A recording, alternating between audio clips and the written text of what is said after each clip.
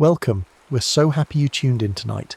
Before we get started, I'd love to know, where are you watching from? Drop it in the comments. Now, let's get comfortable and drift into deep, peaceful sleep together. We're going to talk about something so ordinary you probably used it today without thinking. Something sitting in a shaker on your table right now. Salt. Just salt. White crystals that seem unremarkable until you realise they built empires, funded wars, sparked revolutions, and quite literally kept humanity alive for thousands of years. This is the story of the mineral that taught us to preserve, to trade, and to survive. So breathe slowly, let the rain carry you, and let's begin with something simple. Taste. Your body needs salt. Not wants it, needs it. Without sodium and chloride, your nerves stop firing properly. Your muscles, including your heart, lose their rhythm. Your cells can't balance fluids. You swell or you shrivel. In hot climates, when you sweat, you're not just losing water, you're spending salt, dissolving it out of your skin in invisible tribute to the sun. And if you don't replace it, your body begins to fail. Slowly at first, tiredness, confusion, cramps, then catastrophically. This isn't philosophy, it's biology. The earliest humans understood this not through science, but through desperation. They watched animals. Deer and elk would travel miles to lick certain rocks, tongues worn smooth over generations. Elephants would dig into cave walls, chewing mineral clay. Birds would cluster near particular streams, and people followed. They found the salt licks, the mineral springs, the tide pools where seawater evaporated and left behind glittering white crusts. These places became gathering points, then camps, then the first fragile threads of trade. Before anyone wanted spices or silk or gold, they needed salt. It was the first necessity beyond water and fire. So how did they get it? There were three main ways, and each one shaped the culture that used it. If you lived near the ocean, you learned to trap seawater in shallow pans, letting the sun do the work. The Mediterranean, the coasts of China, the shores of West Africa, all developed solar evaporation. It was slow, required flat land and consistent sun, but it was reliable. If you lived inland near certain geological formations, you might find rock salt, massive underground domes of halite left behind by ancient seas that had dried up millions of years ago. You could mine it, chip it from cliffs, scrape it from caves. Poland, Iran, the Sahara all had these deposits. And if you lived in a place with brine springs, natural wells where salty water bubbled up from deep underground, you could boil it. This required fuel, lots of it, usually wood or coal. You'd heat great kettles, evaporating the water until only salt remained. It was labour-intensive and smoky, but it worked even in forests far from any coast. Geography decided your method, and your method shaped your economy. Coastal peoples built networks of salt pans and drying sheds. Forest communities cleared wood and tended fires. Desert traders learned which oases held salt and which held only disappointment. The mineral was everywhere and nowhere, abundant in the sea, sparse on land, and always worth the effort to gather. Once people learned to gather salt reliably, something remarkable happened. They learned to preserve. Meat spoils, fish rots, milk sours, but if you coat them in salt, pull the moisture out, deny bacteria the wet environment they need, these foods last. Not forever, but long enough. Long enough to survive winter. Long enough to cross a desert. Long enough to sail to another continent. Salted cod could be stacked in barrels and shipped from Norway to the Caribbean. Salted pork could feed armies marching through landscapes with no livestock. Cheese rubbed in salt could age in caves, developing flavours no fresh milk could offer. And vegetables, packed in brine, carried vitamins through seasons when nothing green would grow. This was a revolution quieter than fire or the wheel, but just as fundamental. Preservation unlocked distance. If food could last, people could travel farther, stay longer, build larger settlements in places that couldn't feed them year-round. Cities grew beyond the capacity of their nearby fields because ships and caravans brought salted provisions from elsewhere. Trade routes lengthened, and salt, the enabler of all this, became valuable not just as a preservative, but as a commodity in itself. The first salt roads were just footpaths, then trails worn deeper by repeated journeys, then recognised routes with names and landmarks. In the Alps, salt from Austrian mines moved south into Italy, traded for wine and grain. Across the Sahara, slabs of salt the size of doors were loaded onto camels and walked for weeks to markets in the Sahel, exchanged for gold, ivory and slaves. In China, brine from Sichuan wells travelled along imperial roads in ceramic jars, taxed at every checkpoint. In India, coastal salt moved inland on the heads of porters, one careful step at a time, carried in baskets balanced with skill learned over lifetimes. These routes became infrastructure. Inns appeared where travellers needed rest, toll gates where rulers wanted revenue, guard posts where bandits prowled. And wherever a salt route crossed a river or met another trade path, villages grew into market towns. The flow of salt carved human geography just as rivers carved stone. Rulers noticed this, of course. Everyone needed salt. Rich and poor, farmer and king, everyone bought it, which made it the perfect thing to tax. The Chinese salt monopoly, established over 2,000 years ago, funneled massive revenues into dynastic coffers. The state controlled production, set prices, and punished smugglers with severity that would seem absurd if the stakes weren't so high. In France, the gabelle, a salt tax, became one of the most hated impositions of the monarchy. People in salt-producing regions paid less, while those inland paid exorbitant rates. Resentment simmered for centuries and became one quiet thread in the tapestry of revolution. In India, under British rule, the salt tax was both economic policy and symbol of colonial control. The Raj claimed monopoly over salt production, forbidding Indians from gathering their own from the coast they'd lived beside for millennia. It was this tax, this seemingly small indignity over a mineral, that Mahatma Gandhi chose to challenge in 1930 with his salt march, walking to the sea to make salt in defiance of the law. The image of a man in simple cloth bending to scoop seawater became a rallying cry for independence. Licenses, stamps, official seals, all these bureaucratic tools followed every sack of salt through legal channels. And where law was too expensive or too slow, smugglers invented night routes through marshes and forests, dodging patrols, hiding sacks under grain or in false-bottom carts, risking fines or worse for the markup that came from scarcity. Salt and fish were partners in shaping empires, quieter partners than steel or gunpowder, but partners nonetheless. Salted fish fed armies. The Romans made garum, a fermented fish sauce, in vast coastal workshops, and shipped it across the empire. The Basques and Portuguese perfected the salting of cod, turning a plentiful fish into a durable commodity that fueled exploration of the Atlantic. Dutch herring, packed in barrels with just the right blend of salt and brine, became a cornerstone of the Netherlands' maritime economy.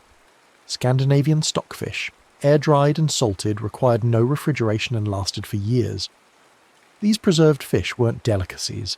They were calories, protein, sustenance for sailors, soldiers, and city workers far from farms. Harbours rose where salt and fish and favourable winds intersected. The great port cities, Lisbon, Amsterdam, Bergen, weren't just about ships. They were about the warehouses behind the docks, stacked floor to ceiling with barrels of brine and racks of drying cod. Maritime power, the kind that built colonies and drew maps, rested quietly on this foundation of salt and preservation. Armies didn't just eat salt, they fought for it. A blockade that cut off salt works could starve a region as effectively as burning its fields. Forts were built to guard brine springs. Civil wars turned on access to salt licks, necessary not just for soldiers but for the horses and cattle that moved and fed them. During the American Civil War, the Union specifically targeted Confederate salt works along the coasts, understanding that without salt the South couldn't preserve meat for its armies. Ancient stories tell of victors sowing salt into the fields of defeated cities, a curse of barrenness. Whether this actually happened or was symbolic rhetoric, the image stuck. Salt is both life and lifelessness, necessity and weapon. Control the salt, and you control survival. Salt healed and salt harmed. Brine washed wounds, the sting a promise of cleanliness before anyone understood infection. Saline solutions rehydrated the faint and feverish, a medical use that continues in every hospital today. Pickled vegetables, cured in salt brine, carried vitamins through winters when scurvy stalked the malnourished. But the people who worked salt paid a price. Miners in underground salt domes breathed dust that scarred their lungs. Boilers tending kettles over roaring fires blistered their hands and faces, working in heat and smoke that aged them fast. And diets too heavy in salt, common in eras when preservation meant saturation, stiffened blood vessels and burdened hearts. Salt was medicine and risk in the same handful, and the line between cure and harm ran right through every kitchen and every body. The tools for making salt evolved slowly, then quickly. Early evaporation used simple clay pans, replaced over centuries by iron, which conducted heat better and lasted longer. In Europe, graduation towers appeared, massive wooden structures where brine was pumped to the top and allowed to trickle down through bundles of blackthorn branches. Wind evaporated water as the brine descended, concentrating it before the final boiling-saving fuel. Canals carried coal to inland saltworks, feeding the boilers that turned brine into crystals. On coasts, tidal gates controlled the flow of seawater into vast evaporation ponds, each stage concentrating the brine until salt precipitated in dazzling white beds. Every technological improvement lowered cost, increased output, and pulled salt from the realm of luxury towards staple. What had once been worth its weight in gold became affordable enough that even the poorest household could buy a pouch. The landscapes shaped by salt are strange and beautiful. Poland's Wieliczka. Salt mine is an underground cathedral, chambers carved from halite, chandeliers of crystal, chapels where miners prayed before descending deeper. Bolivia's Salar de Uyuni is a mirror-flat salt desert, so vast and white it's used to calibrate satellites. When thin water covers it after rain, earth and sky blend, and you can walk through clouds. Egypt's salt lakes shimmer in the desert, crusts forming and reforming with the seasons. France's marshes produce sel gris, grey salt tinged with clay and minerals, prized by chefs for its complexity. Workers in these places learned rhythms deeper than clock time. They knew when monsoon breaks would flood their pans, when northerly winds would speed evaporation, when spring floods would refresh brine springs. They aligned their harvest to weather the way farmers align to soil and seed, reading the sky for permission to gather. Salt carried meaning beyond nutrition. The phrase, "not worth his salt," remembered that Roman soldiers sometimes received part of their pay in salt, or at least a salarium, a salt allowance, which is where we get the word salary. Whether this was literal or shorthand for money to buy salt, the connection between value and the mineral stuck. Salt sealed oaths. In biblical texts, a covenant of salt meant an unbreakable agreement. At tables, bread and salt welcomed guests, a gesture of hospitality that offered the essentials of life. In kitchens, spilling salt meant bad luck, countered by tossing a pinch over the left shoulder, warding off whatever malevolent force might be lingering there. At temples, salt purified offerings, a symbol of incorruptibility. These rituals weren't quaint.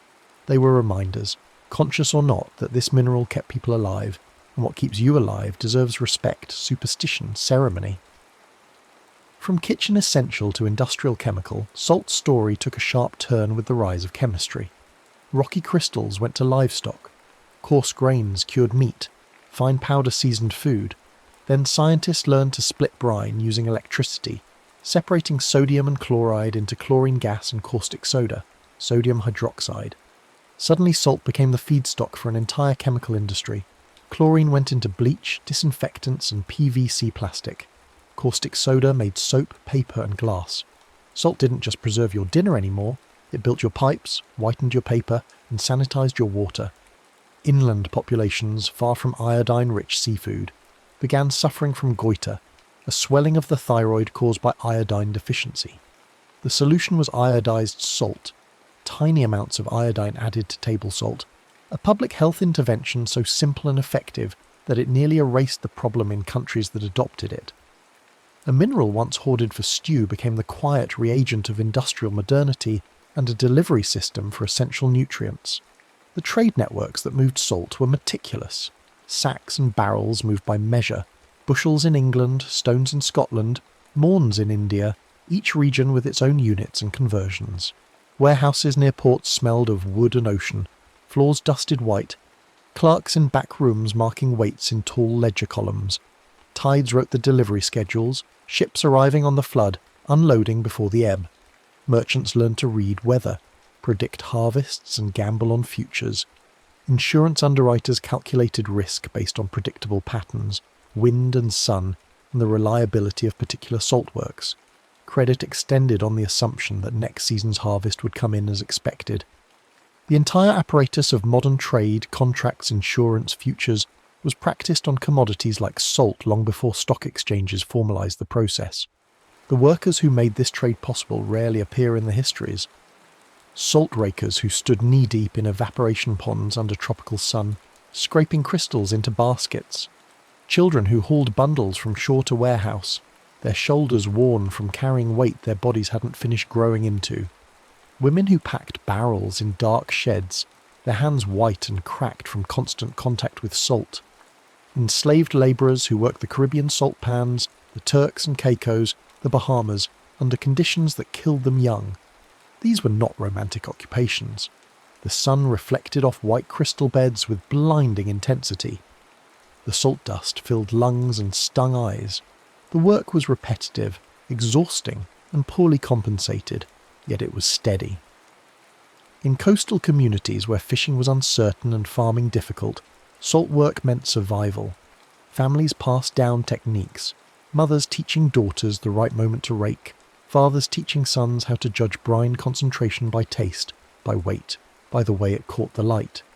In Venice, salt funded a republic. The city controlled Adriatic salt production and used that monopoly to finance fleets, construct palaces, and dominate Mediterranean trade for centuries. Salt revenues were so critical that the government maintained detailed regulations, inspectors to prevent adulteration, severe penalties for smuggling. The wealth that built St. Mark's Basilica, that commissioned Titian and Tintoretto, flowed in part from evaporation ponds and the merchant ships that carried white crystals to ports hungry for preservation. In Liverpool, salt from the Cheshire mines transformed the city into a global trading hub. The same ships that carried salt out carried enslaved people across the Atlantic, then brought sugar and cotton back. Salt, slavery and commerce formed a triangle of profit that built Georgian townhouses and funded industrial expansion. The connections were not accidental. Preserved food enabled long voyages.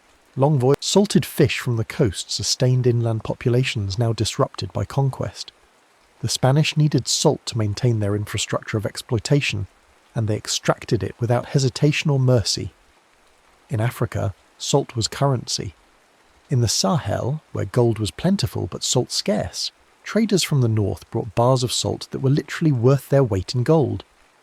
The exchange rate varied, location and season mattered, but the principle held. Salt was money. You could pay taxes in salt, offer it as dowry, settle debts, purchase goods. This wasn't barter.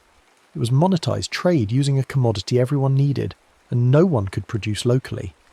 The salt caravans, Azalai and Tuareg, were massive, sometimes thousands of camels crossing the Sahara in routes that hadn't changed in centuries. They navigated by stars, by wind patterns, by the shapes of dunes remembered across generations. They stopped at wells, at oases, timed their journeys to avoid the worst heat, and when they arrived in Timbuktu or Gao or Jenny, they sold salt and bought gold, ivory, cola nuts, enslaved people. The cities that thrived on this trade built universities, libraries, mosques that still stand.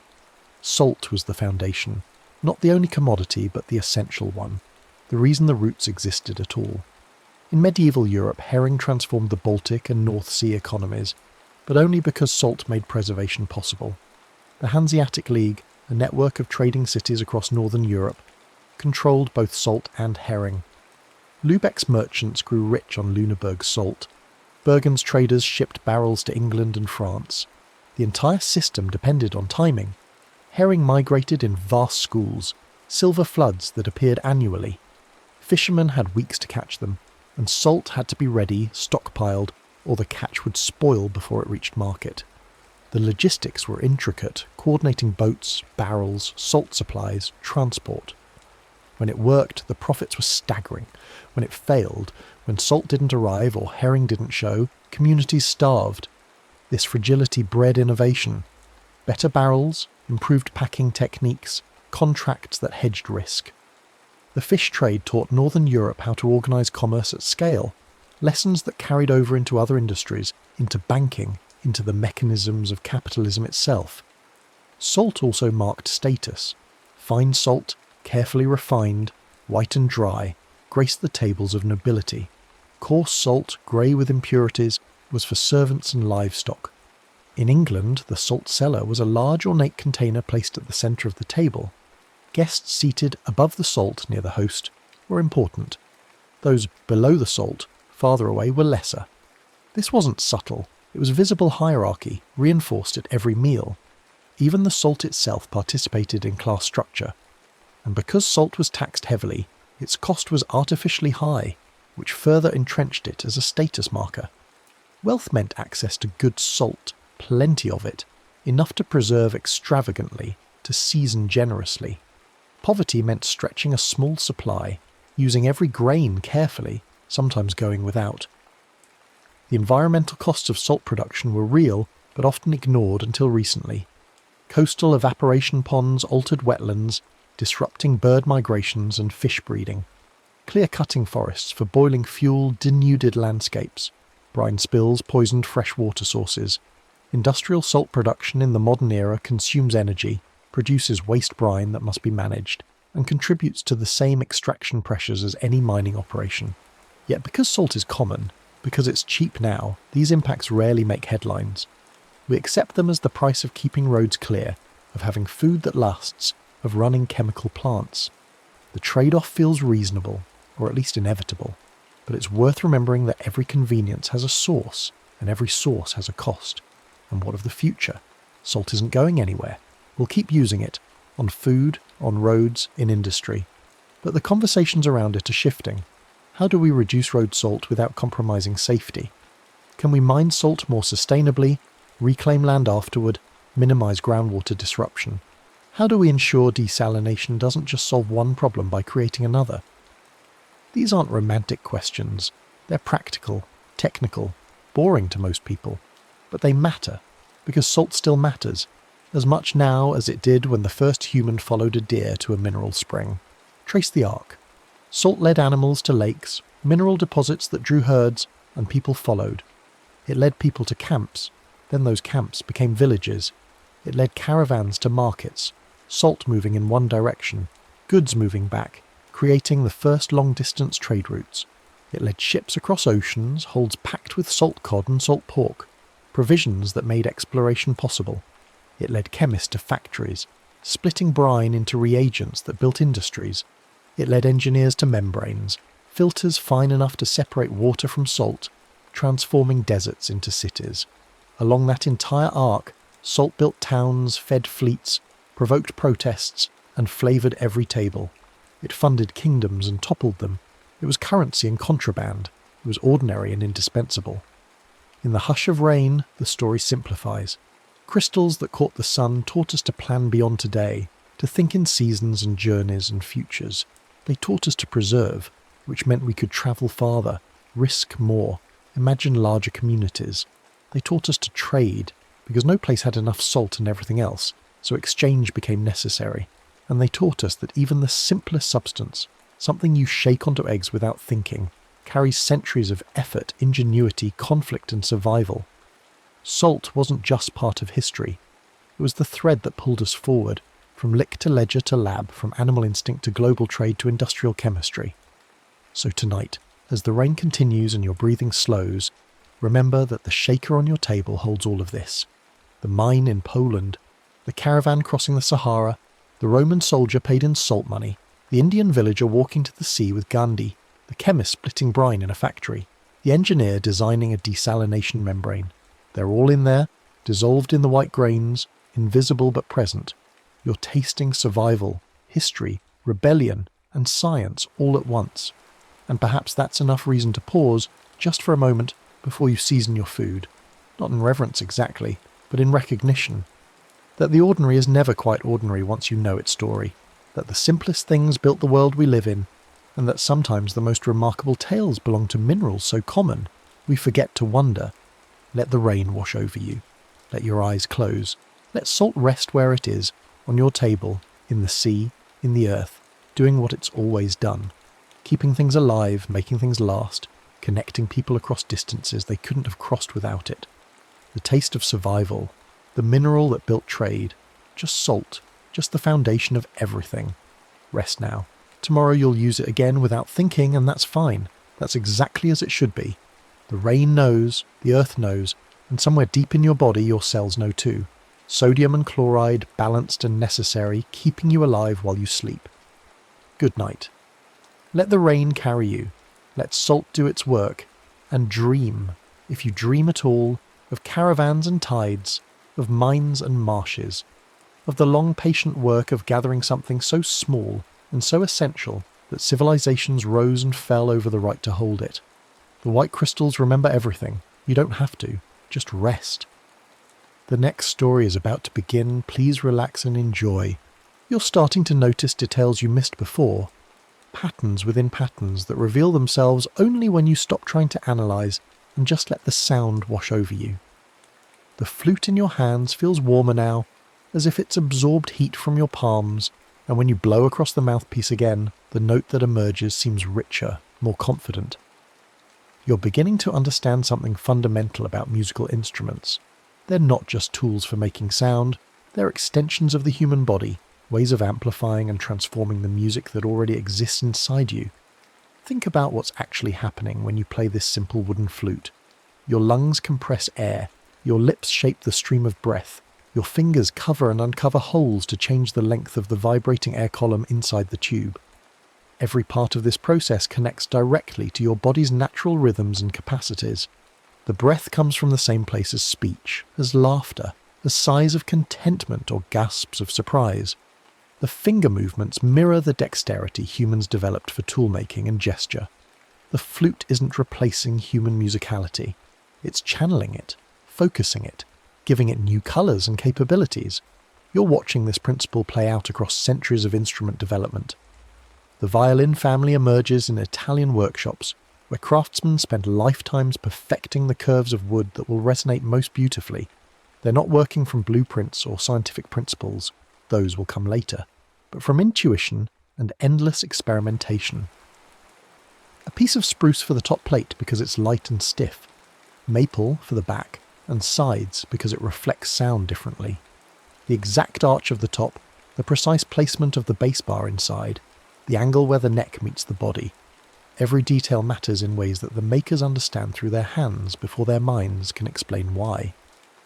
These Italian luthiers, Amati, Stradivari, Guarneri, create instruments in the 1600s and 1700s that musicians still consider unsurpassed today. You're in one of their workshops now, breathing air thick with wood shavings and varnish fumes, watching gnarled hands scrape at a piece of maple, with tools that look medieval. The old man working doesn't measure anything with rulers or calipers. He taps the wood and listens, flexes it and feels, holds it up to the light and squints. He knows when it's right the way a baker knows when bread dough has been kneaded enough, through accumulated experience that bypasses conscious thought. The instruments these makers produce have voices, actual personalities that performers come to know as intimately as they know their own family members. One violin might have a bright projecting sound perfect for concertos. Another might be darker and more introspective, ideal for chamber music. A third might have an edgy, nasal quality that cuts through orchestral texture. These aren't flaws or virtues, they're characteristics, ways that specific pieces of wood and specific construction choices combine to create unique sonic identities. You're beginning to see how this principle of instruments having voices applies across all musical cultures. A master maker of Japanese shakuhachi flutes spends years learning to select bamboo with exactly the right bore, the right thickness, the right natural curve. The sound of shakuhachi is supposed to carry the breath of emptiness, the Buddhist concept of maya, space, silence, the gaps between things. You can't achieve this with just any piece of bamboo cut to standard measurements. The material has to be right, the maker's intention has to be right, the relationship between instrument and player has to acknowledge that the shakuhachi isn't just a tool, but a partner in creating something that transcends mere sound. West African djembe drums show the same principle. The body is carved from a single piece of wood, hollowed out to create a goblet shape, with goat skin stretched tight across the top. The specific wood matters. Lenka is traditional, prized for its density and resonance. The way the skin is mounted matters. It has to be tensioned properly with ropes that can be adjusted. But beyond the physical construction, there's an understanding that the drum carries history, that it connects the player to ancestors, that certain rhythms have power beyond their acoustic properties. Time keeps moving forward, and you're watching music become more complex, more layered, more ambitious in its emotional and intellectual scope. The The Baroque era surrounds you now with its ornate melodic lines and intricate counterpoint. Bach is writing fugues that are simultaneously mathematical puzzles and profound spiritual expressions. Each voice enters independently with the same theme, then weaves around the other voices in patterns that seem inevitable in retrospect, but must have required extraordinary imagination to conceive. You're listening to the well-tempered clavier, preludes and fugues in all 24 major and minor keys, a demonstration that equal temperament works, that you can modulate freely through the entire tonal landscape and arrive at musically satisfying destinations. Handel is writing operas and oratorios that tell stories through music, and you're sitting in a London theatre watching singers embody characters through their voices. The castrati, male singers castrated before puberty to preserve their high voices, create sounds that are simultaneously masculine in power and feminine in range, voices that have never existed in nature being used to portray gods and heroes and lovers. The ethical horror of what was done to these boys is undeniable, but so is the beauty of the sound they produced, and you're confronting one of music's uncomfortable truths, that great art sometimes emerges from terrible circumstances.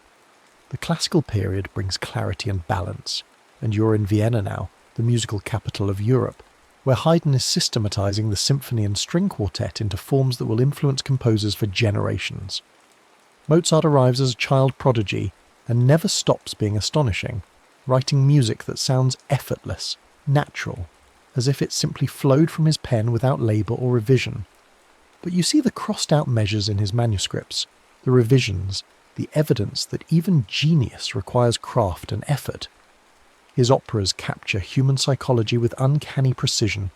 The scheming servant, the conflicted lover, the wronged woman seeking revenge, all rendered in music that illuminates character more effectively than dialogue ever could.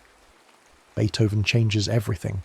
You're watching him gradually lose his hearing, the cruelest fate imaginable for a musician, and instead of accepting defeat, he pushes deeper into his art. The late string quartets he writes when he's completely deaf are so advanced that many of his contemporaries consider them incomprehensible. They're not. They're prophetic, looking forward to musical languages that won't fully develop for another century. He's hearing music in his mind that has no precedent in the physical world, creating sounds that exist first in imagination and only later in acoustic reality. The Romantic era explodes with emotion and individualism, and composers are writing music that's increasingly personal, autobiographical, confessional. Chopin writes for the piano as if it were an extension of his own nervous system, creating textures and harmonies that exploit the instrument's specific capabilities. The sustain pedal that lets notes blur together, the wide dynamic range, the ability to create singing melodies above flowing accompaniment. Liszt takes piano technique to extremes that seem impossible, writing pieces that require hands to stretch across vast distances, fingers to move at blinding speed, yet always in service of musical expression rather than mere display. Wagner is writing operas that last 4 hours and demand complete immersion from the audience. He's developing the concept of leitmotif, musical themes associated with specific characters, objects or ideas that recur and transform throughout a work, creating layers of meaning that operate simultaneously with the stage action and the sung text. You're watching the Ring Cycle, 4 operas that took him 26 years to complete, and you're starting to understand how music can function as a kind of language that communicates things words cannot, that makes abstract concepts like fate, power and redemption tangible through pure sound. Meanwhile, across the Atlantic, something entirely different is gestating in the collision between African and European musical traditions. You're in New Orleans now, late 1800s, early 1900s, and the air is thick with humidity and smoke, and music that doesn't fit into any established category. African polyrhythms, the layering of multiple rhythmic patterns that don't align on downbeats, meet European harmony and instrumentation. Call and response patterns from work songs and spirituals interact with march tempos and dance rhythms. Blues notes, pitches that fall between the keys of the piano, bent and worried, add emotional colours that classical harmony never imagined. Jazz is being born, and you're hearing it happen in real time. A cornet player named Buddy Bolden blows so loud he can be heard across the city, improvising variations on popular tunes that transform them into something new. Jelly Roll Morton sits at a piano claiming he invented jazz single-handedly, which isn't true, but his playing demonstrates how ragtime's syncopated rhythms can be loosened, swung, made more flexible and expressive. Louis Armstrong arrives with a trumpet tone like molten gold, and an improvisational gift that redefines what it means to play a melody. He's not just decorating the tune, he's having a conversation with it, telling a story through his horn that's both deeply personal and universally communicative. The recording technology that captured these early jazz performances was primitive. Acoustic horns feeding directly into cutting lathes, no microphones, no amplification, no editing. Musicians had to crowd around the horn in a specific arrangement so that the instruments would be captured in proper balance. Loud instruments like trumpets and trombones stood far back. Quiet instruments like guitars were almost impossible to record effectively. The drummer couldn't use a full kit because the bass drum would overwhelm everything else, so they played woodblocks and snare drums with brushes instead of sticks. Yet something essential was captured despite the technological limitations. You can hear it when you listen to those scratchy, hissy recordings from the 1920s. The rhythmic vitality, the collective improvisation, where multiple players spontaneously create counter-melodies that somehow fit together, the sense that anything could happen next and probably will. Jazz introduced a fundamentally different relationship between composition and performance. In classical music, the composer writes a score and performers interpret it faithfully. In jazz, the composer provides a framework, a melody, a harmonic progression, a groove, and performers use it as a launching point for real-time creation. This improvisational principle isn't unique to jazz, of course. Indian classical music has been built on improvisation for centuries, with ragas providing the melodic framework and talas providing the rhythmic structure within which musicians explore and create spontaneously. But jazz brings improvisation into Western music in a way that will permanently alter the landscape, opening up possibilities that composers and performers are still exploring today. You're watching the technology of recording continue to evolve, and each advance changes what's possible musically. Electrical recording in the 1920s uses microphones instead of acoustic horns, capturing a wider frequency range and more subtle dynamics. Magnetic tape in the 1940s permits editing. You can physically cut the tape and splice in corrections, assemble the best takes from multiple performances. Multi-track recording in the 1950s lets musicians overdub parts separately, building up complex arrangements layer by layer. Suddenly a single person can create music that sounds like an entire ensemble, recording the bass line first, then drums, then piano, then horn parts, then vocals, each pass adding another dimension to the sonic architecture. The Beatles demonstrate the artistic potential of the recording studio as an instrument itself.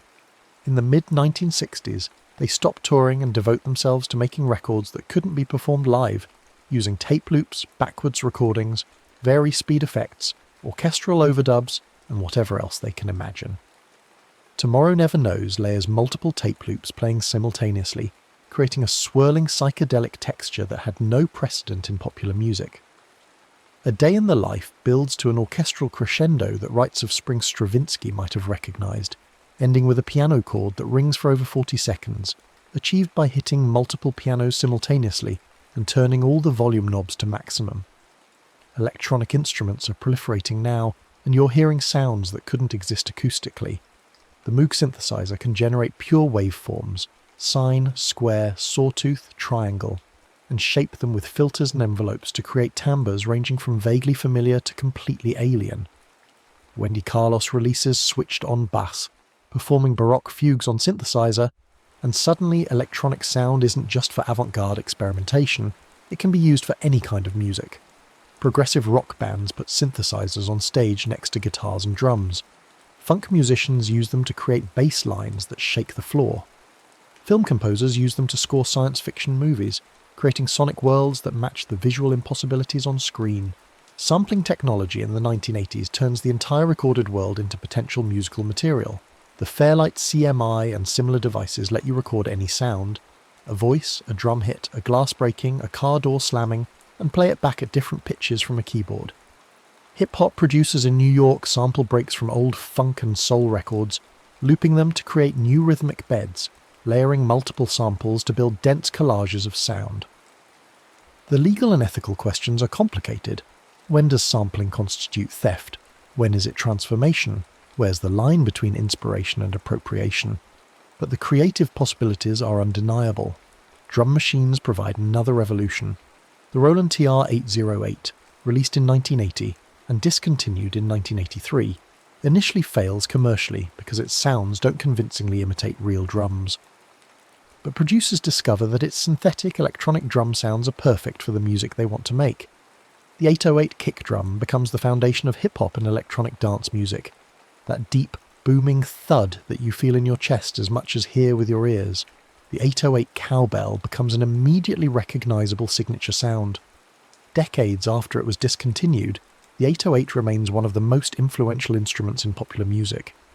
You're in a bedroom studio now, late 1990s, early 2000s, and you're realising that everything necessary to make professional-sounding recordings fits on a desk. A computer running a digital audio workstation, an audio interface for connecting microphones and instruments, maybe a MIDI keyboard, headphones, monitors. The democratization of music production is complete. You don't need $1 million studio to make records anymore. Teenagers in bedrooms are producing tracks that sound as polished as anything on the radio. Geography doesn't matter. A producer in Sweden can send files to a vocalist in Los Angeles, who sends them to a mixer in London, who sends them to a mastering engineer in Tokyo, all without anyone meeting in person. The internet dissolves the traditional music industry's gatekeeping power. You don't need a record label to release music. You upload it to streaming platforms yourself. You don't need radio play to reach audiences. Playlists and algorithms can surface your music to potential listeners worldwide. You don't need a booking agent to tour. You can build a fan base through social media and book shows yourself. Some musicians thrive in this environment, finding audiences they never could have reached through traditional channels. Others struggle, discovering that democratization of access means infinite competition for attention.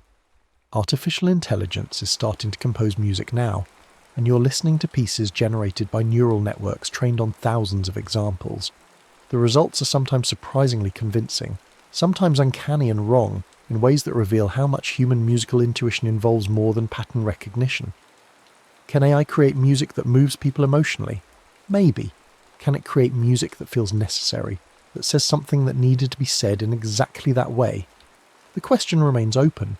You're thinking about all the music that's been lost, all the traditions that disappeared when the last practitioners died without passing on their knowledge, the specific ornaments that Ottoman court musicians used, the tuning systems of ancient Greece, the songs that enslaved Africans sang before their languages and cultures were forcibly suppressed. Every musical tradition that vanished took with it ways of organising sound and time that can never be fully recovered. Archives help, recordings help, but they're always incomplete.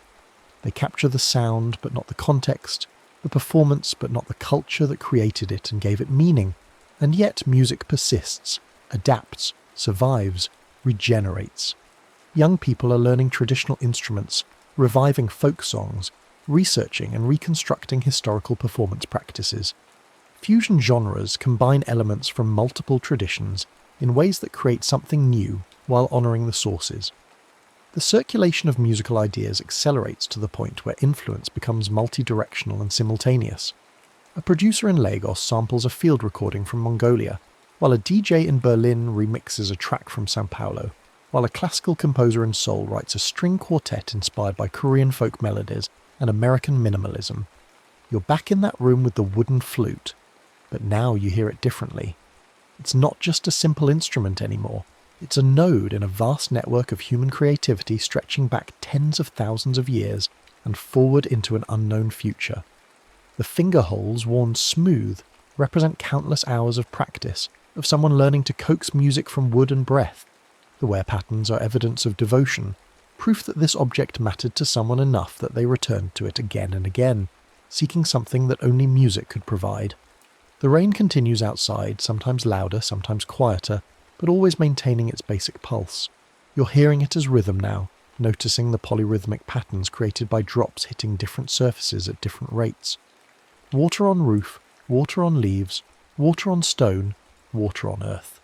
Each surface creates its own timbre, its own attack and decay. The rain is a natural percussion ensemble, and it's been playing since long before humans existed to listen. Will continue playing long after we're gone. Your breathing has slowed to match the rain's tempo, or maybe the rain has matched your breathing. You're not sure which, and maybe it doesn't matter. This synchronization between internal rhythm and external rhythm is fundamental to why music affects us so deeply. When we listen to music, our bodies want to entrain to it, to lock into its pulse and ride its waves. This isn't a conscious decision. It happens automatically, physiologically, at levels below conscious awareness. That's why lullabies work, why they've been refined over thousands of years into their current form. The tempo matches a resting heartbeat.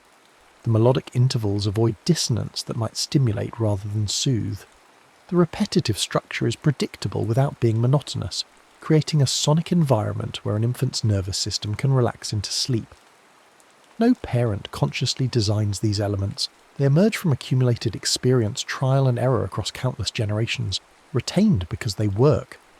The same principle applies to work songs, which coordinate group labour by providing a shared pulse. Sea shanties help sailors pull ropes together, the strong beats aligning their efforts so that maximum force was applied simultaneously.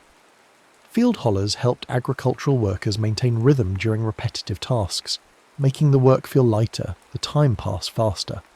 These aren't art for art's sake, they're practical applications of music's power to synchronise and coordinate human activity. Military music demonstrates the same principle in more organised form. Drums and fifes provide tempo for marching armies, keeping soldiers in step so they can cover ground efficiently without tripping over each other. The regularity is hypnotic, somewhat mind-numbing, which is part of the point. Soldiers moving in lockstep to martial music become part of a larger organism, individual identity subsumed into collective purpose. This is why authoritarian regimes always make heavy use of martial music and mass choreographed performances. They're literally training bodies to move as one, reinforcing the message that individuals should yield to state authority. But music can be liberating too, revolutionary. Protest songs galvanise social movements by giving them anthems that encapsulate their values and aspirations.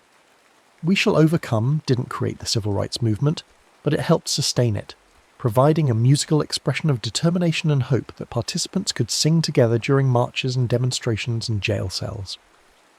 The song itself is simple, almost childlike in its melodic and harmonic structure, which makes it easy to learn and remember and sing in large groups. The simplicity is the point. This isn't music as entertainment, it's music as social glue, as collective affirmation of shared purpose. You're understanding now that music's evolution has never been just about aesthetic development, about making more complex or beautiful sounds. It's always been intertwined with music's social functions, its role in binding communities, marking important life transitions, expressing collective emotions, preserving and transmitting cultural memory. The lullaby, the work song, the protest anthem, these aren't peripheral to music's story, they're central to it. Reminders that music exists in the space between people, that it's fundamentally about creating and maintaining human connections. The flute is resting across your knees now, and your fingers trace the worn finger holes one more time before you set it gently on the piano. Tomorrow you might pick it up again, might practice until you can play actual melodies instead of just simple patterns, or you might not. But you know now that the flute is there, that the ancient conversation between breath and wood is available whenever you want to join it, that you're connected to everyone who ever made music from the simplest materials and the most profound human needs. The need to mark time, to express emotion, to connect with others, to turn the raw materials of sound into something that carries meaning across the space between one person and another. The next story is about to begin. Please relax and enjoy. The rain falls softly outside, a gentle rhythm that has accompanied human settlement since the first villages formed along water's edge. Listen closely, and you might hear in that patter the same sound that drew people to riversides thousands of years ago, the promise of life sustained by flowing water. There is a pattern older than any city, older than any monument or wall, a pattern written in silt and current that explains why we live where we live, why streets run the way they do, and why certain places became centres of power while others remained empty grassland. It is the pattern of water and settlement, as predictable as the seasons and as varied as the rivers themselves. Where rivers slowed and spread, people stayed. This simple fact underlies the geography of civilization. A fast mountain stream offers little to a farmer. Its banks are steep, its floods violent and unpredictable, its waters racing past before they can nourish anything. But where a river widens onto a plain, where its current gentles and its waters spread across flat land during the rainy season, something magical happens.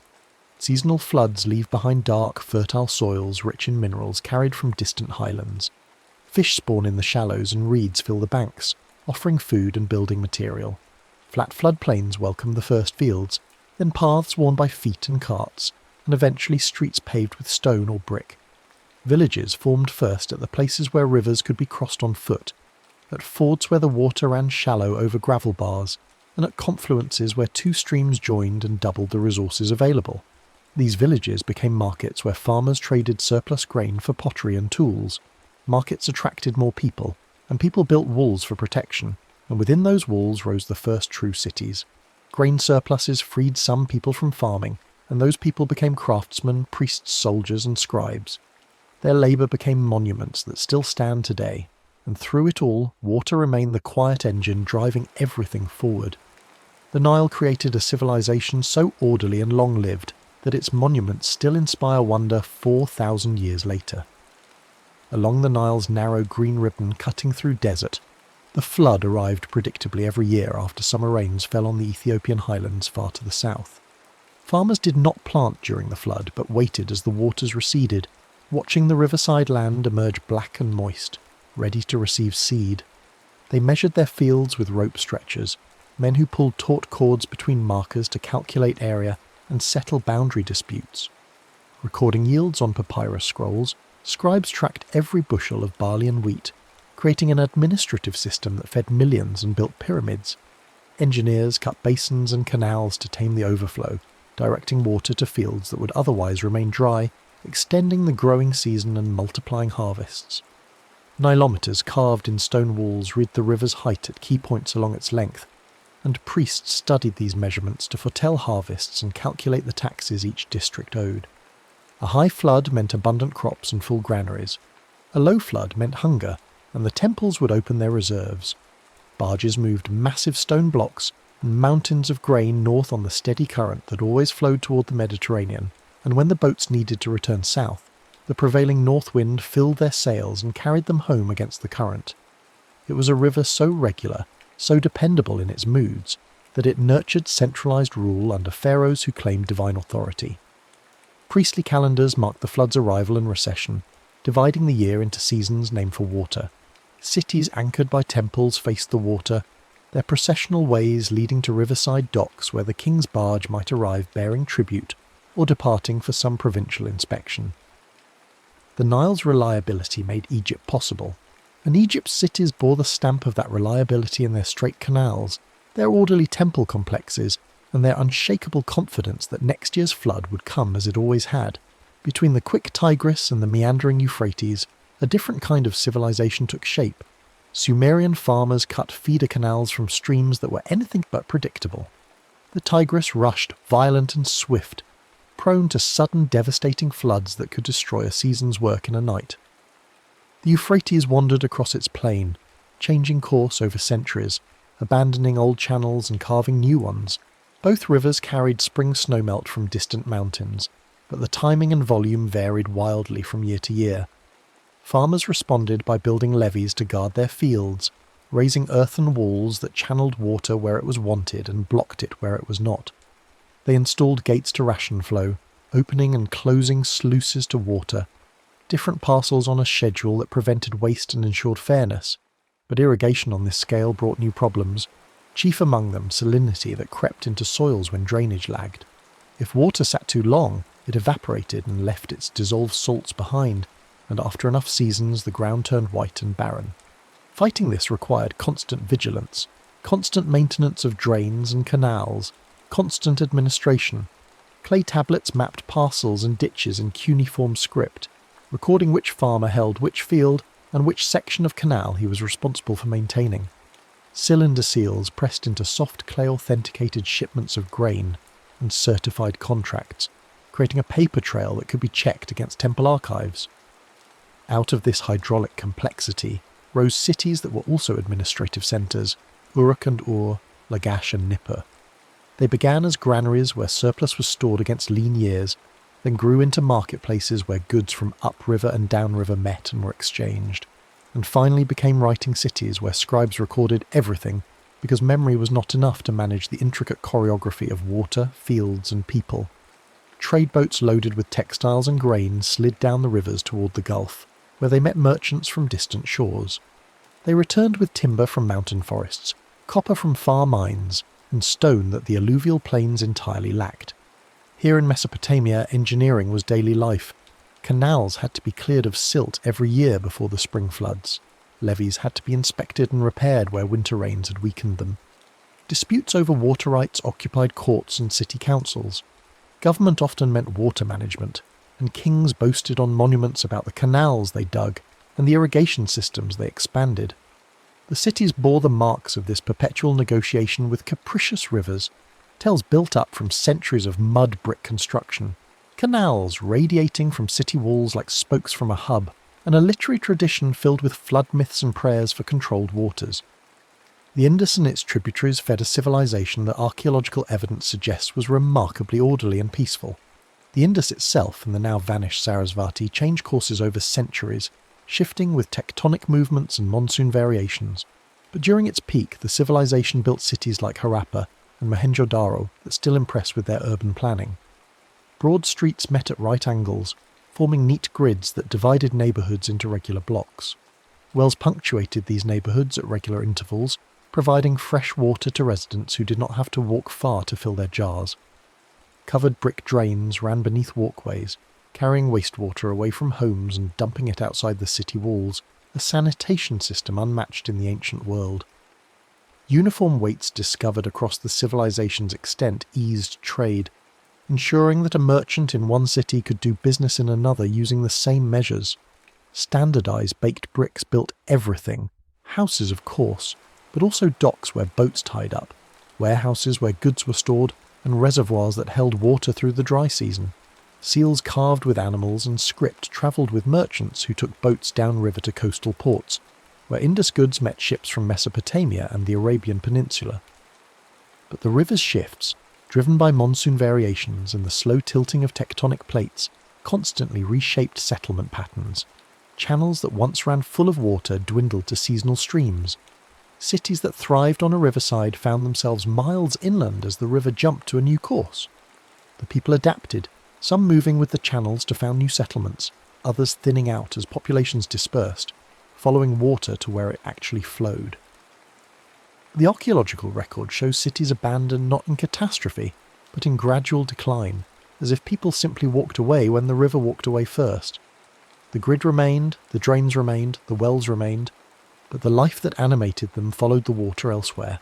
This was a civilization shaped by monsoons and by a great river system that refused to stay put, and its cities reflect that in their orderly beauty and their eventual quiet dispersal. Loaded with fine loess, eroded from highlands far upstream, the Yellow River built its own bed higher than the surrounding plain, creating an inverted topography that demanded constant vigilance. Year after year, sediment settled from the river's brown waters and accumulated on the channel bottom, raising the riverbed while the plain beyond stayed level. Eventually the river flowed above the countryside, held in place only by levees that required constant repair and reinforcement. When those banks failed, and they did fail with grim regularity, floods leapt into new courses, remaking geography overnight and drowning entire provinces. The Yellow River was called China's Sorrow for good reason, but it was also China's foundation. States rose around hydraulic works, their power measured by their ability to mobilize labour for dike construction and repair. Granaries stored reserves against disaster years, and canals linked provinces into a unified economic system. The Grand Canal, built and rebuilt over centuries, eventually stitched north to south for more than 1,000 miles, moving grain tribute from the river valleys to the capital and enabling centralised rule over a vast territory. In chronicles and histories, good rule kept waters contained. An emperor whose reign saw stable rivers and successful harvest earned praise and confirmed the mandate of heaven. But disaster questioned legitimacy. If the Yellow River burst its banks and carved a new course, if floods killed thousands and destroyed crops, perhaps the emperor had lost heaven's favour and a new dynasty should rise. Silt, flood and repair formed the rhythm of northern cities. Every spring brought the threat of high water and the certainty of work on the levees.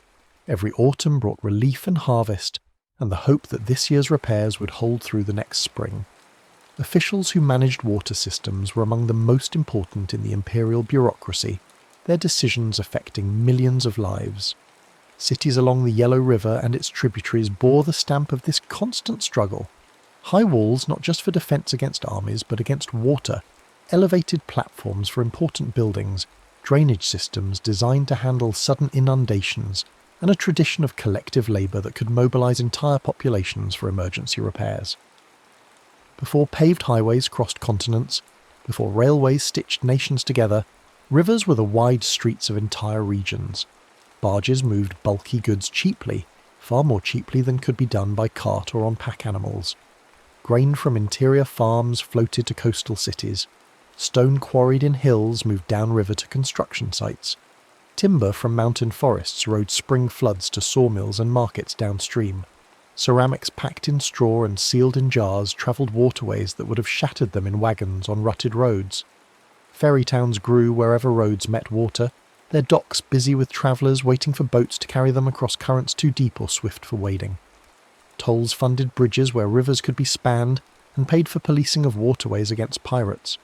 Messages outran feet by hitching rides downstream, and ideas travelled with the boats that carried them. Religions spread along rivers, their monks and missionaries taking passage on merchant vessels. Scripts and writing systems moved from one river basin to another, carried by traders who needed to keep accounts in foreign ports. Units of measure and commercial practices spread with commerce, creating networks of shared convention. Architectural styles travelled too, as builders saw techniques that worked in one city and adapted them for another climate or another building material. Riverfront markets turned seasonal surpluses into urban wealth, concentrating resources and attracting craftsmen, scholars and artists. The city that controlled a key stretch of river or an important confluence could tax everything that moved past, accumulating power and population. River trade created networks that linked interior producers with coastal consumers, mountain resources with plain cities, creating economic relationships that transcended political boundaries and often proved more durable than the kingdoms that tried to control them. From river height came taxes, rations and relief, a chain of causation that made hydrology into statecraft. Egypt's nilometers were not just measuring devices but administrative tools, their readings converted into expected yields and tax assessments for each district. Mesopotamia's omen lists included omens about river floods, priests watching water levels and interpreting them through generations of accumulated observation. India's monsoon law taught farmers when to expect rains and how to read clouds and winds for signs of good or bad seasons. China's hydrological record stretched back centuries, officials comparing this year's flood to others remembered in archives, learning patterns that might predict the future. These were early risk systems, attempts to anticipate disaster and buffer against it. Calendars timed sowing and harvest to the river's schedule, telling farmers when to plant so their crops would mature before floods returned or drought set in. Warehouse tallies tracked stored grain, calculating how many months a city could feed itself if harvest failed. When disaster struck, these systems determined who received relief and how much, who starved and who survived. Astronomy sharpened because knowing the exact length of the year helped predict the flood's arrival. Arithmetic developed because calculating areas of irregular fields and volumes of grain in conical piles required mathematics. Administration grew more sophisticated because floods kept asking the same questions. How high will it rise? How much land will be watered? How much grain will be harvested? How many people can be fed? How much tax can be collected? The answers required data collection, record-keeping, numerical analysis, and bureaucratic coordination. Cities that could answer these questions well thrived and grew. Cities that answered them poorly starved or collapsed. The pressure of predictable catastrophe drove innovation in ways that peaceful prosperity never could. Levees narrowed channels and increased flow velocity, using physics to fight floods. Spillways redirected peaks into depressions or secondary channels, protecting cities by sacrificing less valuable land. Check dams slowed silt-laden water and let sediment settle in controlled locations, rather than clogging main channels or irrigation canals. Pound locks lifted boats to city wharves, built above flood level, enabling commerce even when cities moved upslope away from unreliable riversides. With infrastructure came rules, because infrastructure required maintenance and coordination. Who draws water first became a legal question when multiple canals branched from one source. Who maintains which bank became a matter of law when a levee protected farmland on both sides. Who pays when a dike fails determined whether repair was swift or delayed unto disaster. Magistrates settled water disputes, hearing testimony from surveyors who measured fields and engineers who assessed dike integrity. Scribes turned water into law, recording precedents and regulations that governed everything from canal cleaning schedules to flood emergency procedures. Cities enforced schedules that synchronized fields with gates and gates with seasons, opening sluices on fixed days so farmers knew when to expect water and could prepare their fields accordingly. Markets operated on calendars that matched irrigation schedules, knowing which districts would harvest when and planning purchases accordingly. The legal architecture of water management became part of urban life as fundamental as walls or temples, invisible to outsiders but essential to insiders. Break the rules about water, and you might face fines, forced labour on canal maintenance, or exile from the irrigation district. Keep the rules, and you enjoyed the security of knowing water would come when needed, that floods would be channeled away from your fields, that your neighbours would help maintain the system because they depended on it too. Rivers earned offerings before sowing and thanks at harvest, rituals that acknowledged dependence and sought favour. Processions followed embankments on feast days, priests and officials walking the levees in ceremonial dress, symbolically inspecting the community's defences against chaos. King lists tied reins to flood heights, recording that in the 3rd year of so-and-so's rule, the Nile rose 14 cubits, or the Yellow River broke its banks near such and such a city. Poets compared lovers to currents and banks, beauty to clear water, faithfulness to a river that returns each year, inconstancy to a river that jumps its channel and abandons old beds. Names of channels outlived the channels themselves, preserved in neighbourhood names and street names long after the water moved elsewhere. Shrines faced landings, their gods watching over departing boats and greeting returning ones, offerings made for safe passage and good trade. Boat songs became local histories, verses added with each generation, commemorating floods and droughts, great voyages and tragic sinkings, marriages arranged between riverside families and feuds settled by priestly arbitration. The city's calendar was also the river's mood, feast days aligned with low water when travel was easy, or with high water when fields were too wet for work and people had time for celebration. Myth encoded hydraulic knowledge, stories of gods who controlled floods teaching by allegory, what priests taught explicitly: respect the water, maintain the banks, store surplus, prepare for disaster. Memory preserved in ritual and song kept alive knowledge of previous floods, previous channel shifts, previous disasters and recoveries, creating a collective memory that helped communities survive catastrophes by remembering how ancestors survived similar events. Channels avulse when a river suddenly shifts to a new course, abandoning its old bed entirely. This happens on flat plains where slight changes in elevation can redirect flow. Where a levee break during a major flood sends water pouring across the landscape, and the river follows the new path because it's easier than fighting back to the old channel. Deltas creep to sea as sediment accumulates at river mouths, extending the shoreline and changing the geography of coastlines over centuries. Tectonics tilt floodplains imperceptibly, altering slopes so water that once flowed one direction now prefers another. Ports silt up as sediment carried by the river settles in calm harbour waters, requiring constant dredging or eventual abandonment. Harbours shift miles from the first quay, new docks built where the channel now runs, while old waterfront buildings stand dry and empty. Canals lose head, as the river they drew from moves or as the land they cross subsides. Some cities follow the water with new docks and cuts, investing labour and resources to adapt their infrastructure to new conditions. Others fade inland, their walls drying above abandoned ghats, their marketplaces quiet as traders take their business to ports that still function. Archaeology reads these changes in clay layers that show when flooding stopped and in pollen grains that reveal when wetland plants were replaced by dryland species. Excavations find harbours now far from any water and canals that lead nowhere because their source vanished centuries ago. The impermanence of rivers means the impermanence of the cities that depend on them, a lesson written in ruins across every ancient river valley. Concrete pinned seasonal floods into storages and schedules, When the modern era arrived with its enormous dams and its faith in engineering, turbines fed lights back to riverfront grids, turning falling water into electricity that powered cities day and night. Irrigation sprawled across lands that had never seen agriculture, pumps lifting water to highlands beyond the reach of gravity-fed canals. But new solutions brought new problems. Salinity and trapped sediment posed puzzles downstream of the big dams. Reservoirs intercepted the silt that once replenished floodplains, and without that annual addition of minerals, farmland slowly lost fertility. Deltas starved for sediment eroded away, coastlines retreating as rivers no longer delivered the material that built them. Reservoirs drowned old towns when their waters rose behind new dams, and birthed new ones on fresh shorelines where recreation and tourism replaced farming.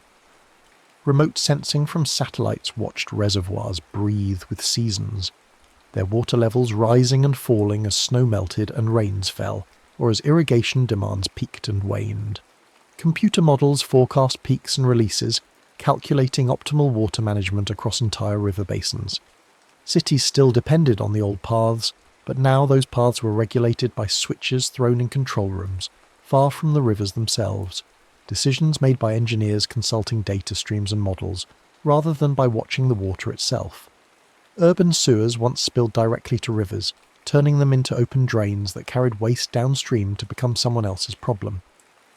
Cholera outbreaks traced to contaminated water sources mapped by doctors like John Snow changed that, proving that disease travelled in water and forcing cities to take responsibility for what they dumped. Filtration plants and treatment systems cleaned water before it entered the supply, and cleaned it again before releasing it back to the river. Embankment promenades replaced malarial marshes, raising riverside land and filling wetlands that had bred mosquitoes.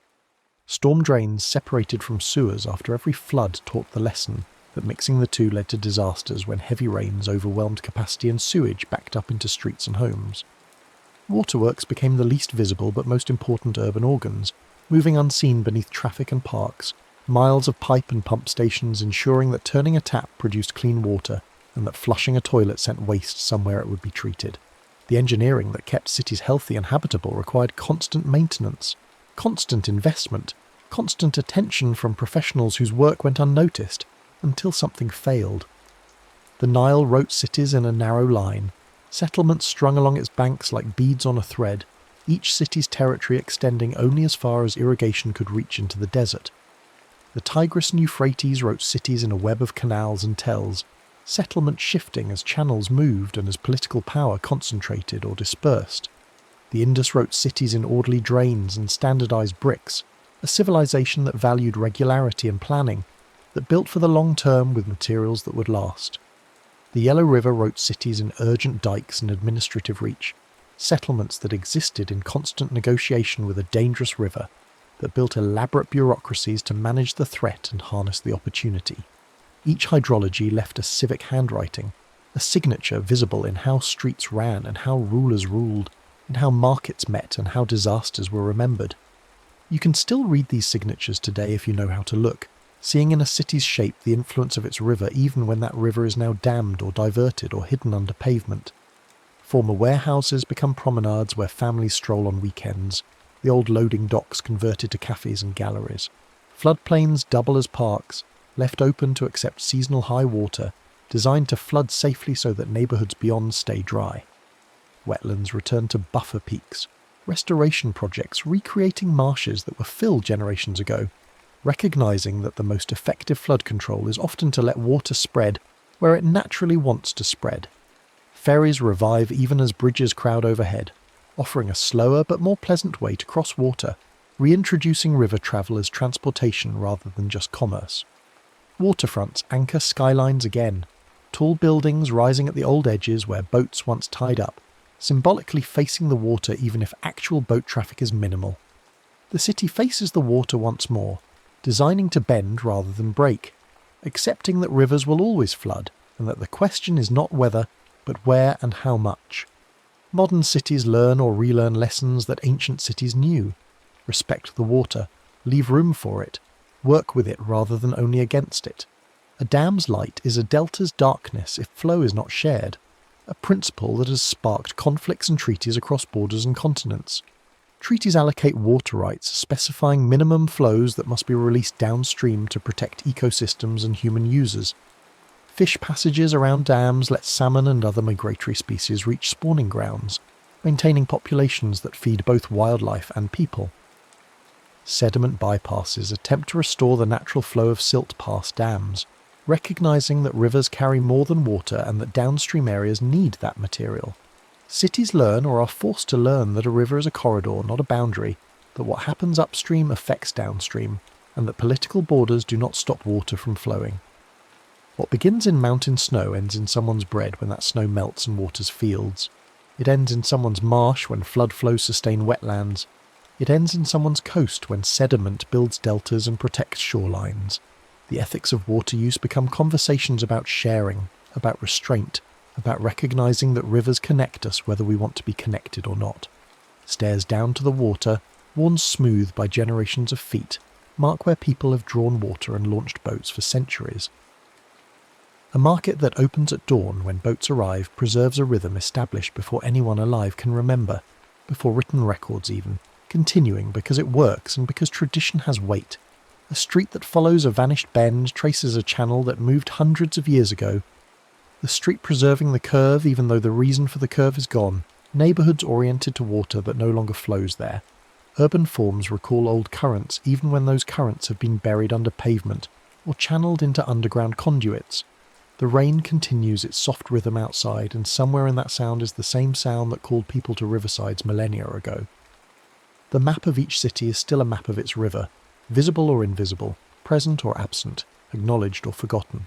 Grain floated here first on ancient barges, then stayed in warehouses that became neighbourhoods.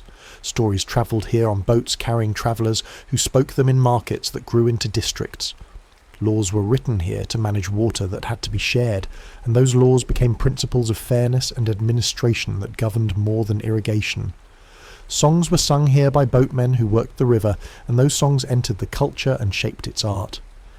Everything floated here, first on water, carried by currents that linked distant highlands to distant coasts, and then stayed, settling into the ground like silt after a flood, building up layer by layer into cities that still depend on the rivers that made them. The next story is about to begin. Please relax and enjoy. Long before anyone thought to call them maps, humans were already mapmakers. They scratched lines into cave walls with charred sticks, marking the bend of a river or the path to a hunting ground. They stacked stones in careful arrangements, silent guides pointing toward hidden water sources. They wove roots into songs and stories, passing knowledge from one generation to the next through memory alone. The earliest maps existed not on any surface but in the mind, carried by those who had walked the land and lived to tell about it. But memory fades, and travellers die, and eventually someone realised that a mark on clay or stone could outlive the person who made it. That simple act of drawing a path so others could follow without a guide changed everything about how humans understood their place in the world. As settlements grew from temporary camps into permanent villages and then into cities, the need to record the land became urgent. In the river valleys of Mesopotamia, scribes pressed styluses into soft clay tablets, creating crude representations of fields and irrigation canals. These weren't artistic endeavours, but practical necessities. When disputes arose over boundaries, the tablets served as evidence. When tax collectors came, the maps told them which farms owed grain to the temple. In Egypt, where the Nile flooded every year and erased the landscape's boundaries, royal surveyors walked the fields with measuring ropes after each inundation. They recorded the positions of boundary stones and property lines, so that when the waters receded, farmers could reclaim what was rightfully theirs. These early maps were tools of administration, quiet instruments of order that held civilizations together even as seasons changed and rivers shifted their courses. Across the Mediterranean, the Greeks approached mapping with a different spirit.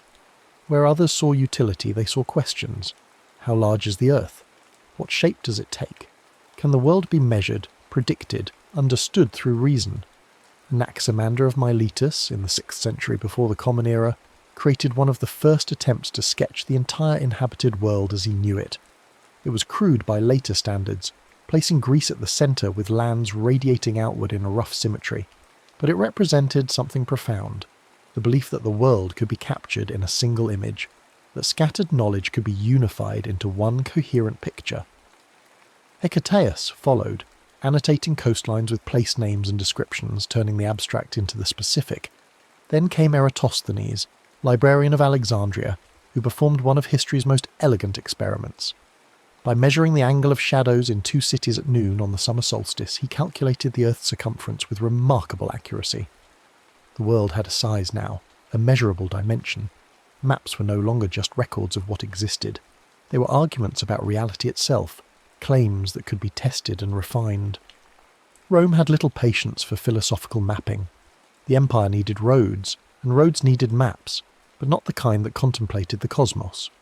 Roman cartography was practical to its core, built around movement and logistics.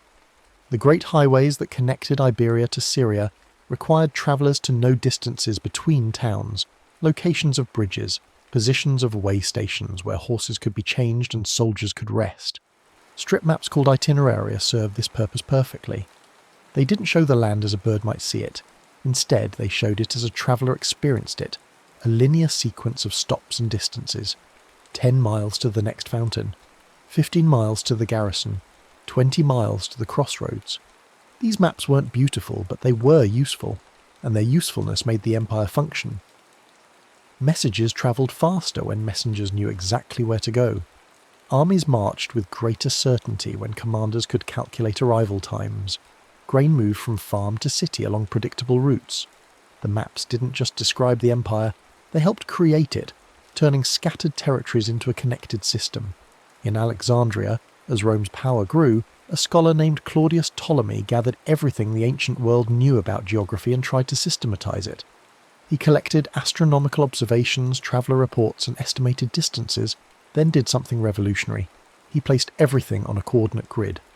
Latitude lines ran east to west, measured by the height of the sun or stars. Longitude lines ran north to south, though measuring them remained problematic without accurate clocks. Ptolemy's Geographia wasn't just a list of places, it was a method, a technique for projecting the curved surface of a sphere onto the flat page of a book. His instructions for creating maps from coordinates meant that even if all physical maps were lost, future cartographers could recreate them from his tables of numbers. When the Western Roman Empire collapsed and much ancient learning disappeared, Ptolemy's work survived in Byzantine and later Islamic libraries. Centuries passed. Then, as European scholarship revived in the late medieval period, translators rediscovered his text. The grid returned, and with it a new way of thinking about location as something that could be precisely specified, universally understood, and mathematically transformed. But not all medieval mapping followed Ptolemy's mathematical path. In Christian Europe, large decorative world maps called Mappae Mundi served spiritual rather than navigational purposes. These maps placed Jerusalem at the centre of the world, surrounded by continents arranged according to theological rather than geographical logic. East appeared at the top, where paradise was thought to lie. Monsters and marvels filled the distant edges. These weren't tools for travel, but tools for teaching, visual sermons about creation, salvation, and the order of God's plan. Yet at the same time, along the coasts and in the ports, an entirely different tradition flourished. Portoland charts, created by and for mariners, showed coastlines with remarkable accuracy. They were covered with compass roses and rum lines radiating in all directions, creating intricate webs that helped pilots plot courses. These charts mentioned nothing of theology. They cared only about harbours, headlands, and hazards. Two cartographic cultures coexisted, one mapping heaven, one mapping the sea. Navigation became more precise as new tools arrived. Sailors had always read the world through natural signs, the flight patterns of birds, the colour of water, the shape of swells, the position of stars. Pacific Islanders could navigate thousands of miles of open ocean using wave patterns and star paths committed to memory.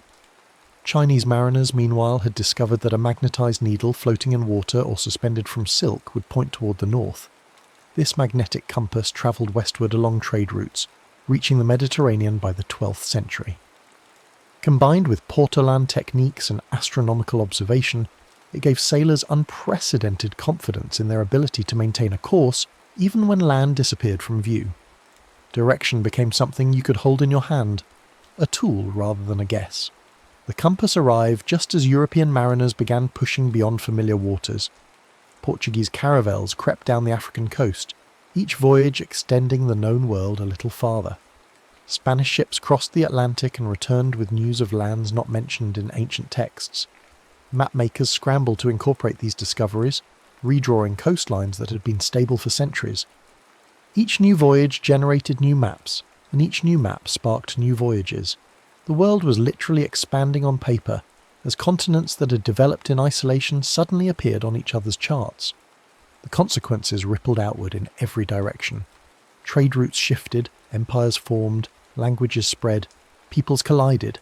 The map didn't just record these changes, it enabled them, giving navigators the confidence to sail into the unknown and the means to return home. In 1569, a Flemish geographer and engraver named Gerardus Mercator created a world map that would influence navigation for centuries. His innovation was mathematical.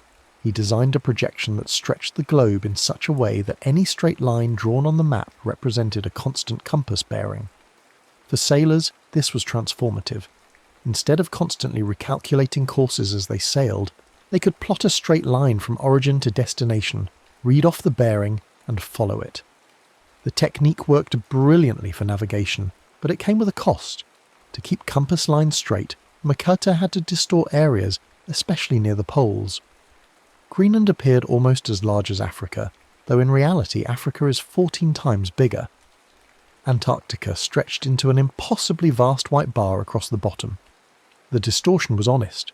Mercator never claimed his projection preserved area, but as his map became standard in classrooms and atlases, its inflated northern regions shaped perceptions. What the map preserved for sailors, it warped for everyone else, and that warping carried subtle implications about which parts of the world mattered most. The problem of longitude haunted mariners for centuries. While latitude could be measured relatively easily by observing the sun or stars, determining east-west position required knowing the exact time at a reference location. Clocks existed, but they were useless at sea, thrown off by temperature changes and the ship's motion. Ships could sail into the correct latitude and then turn east or west, hoping to hit their target, but countless vessels missed islands by miles and ran out of supplies in empty ocean. The British government eventually offered a substantial prize for a practical solution. John Harrison, a self-taught clockmaker, spent decades perfecting a marine chronometer that could keep accurate time through storms and tropical heat. His invention worked. By comparing local noon, when the sun reached its highest point, with the time shown on a clock set to the reference meridian, a navigator could calculate longitude. The ocean had coordinates now, invisible lines that nevertheless could be found and followed. On land, cartographers faced their own challenges.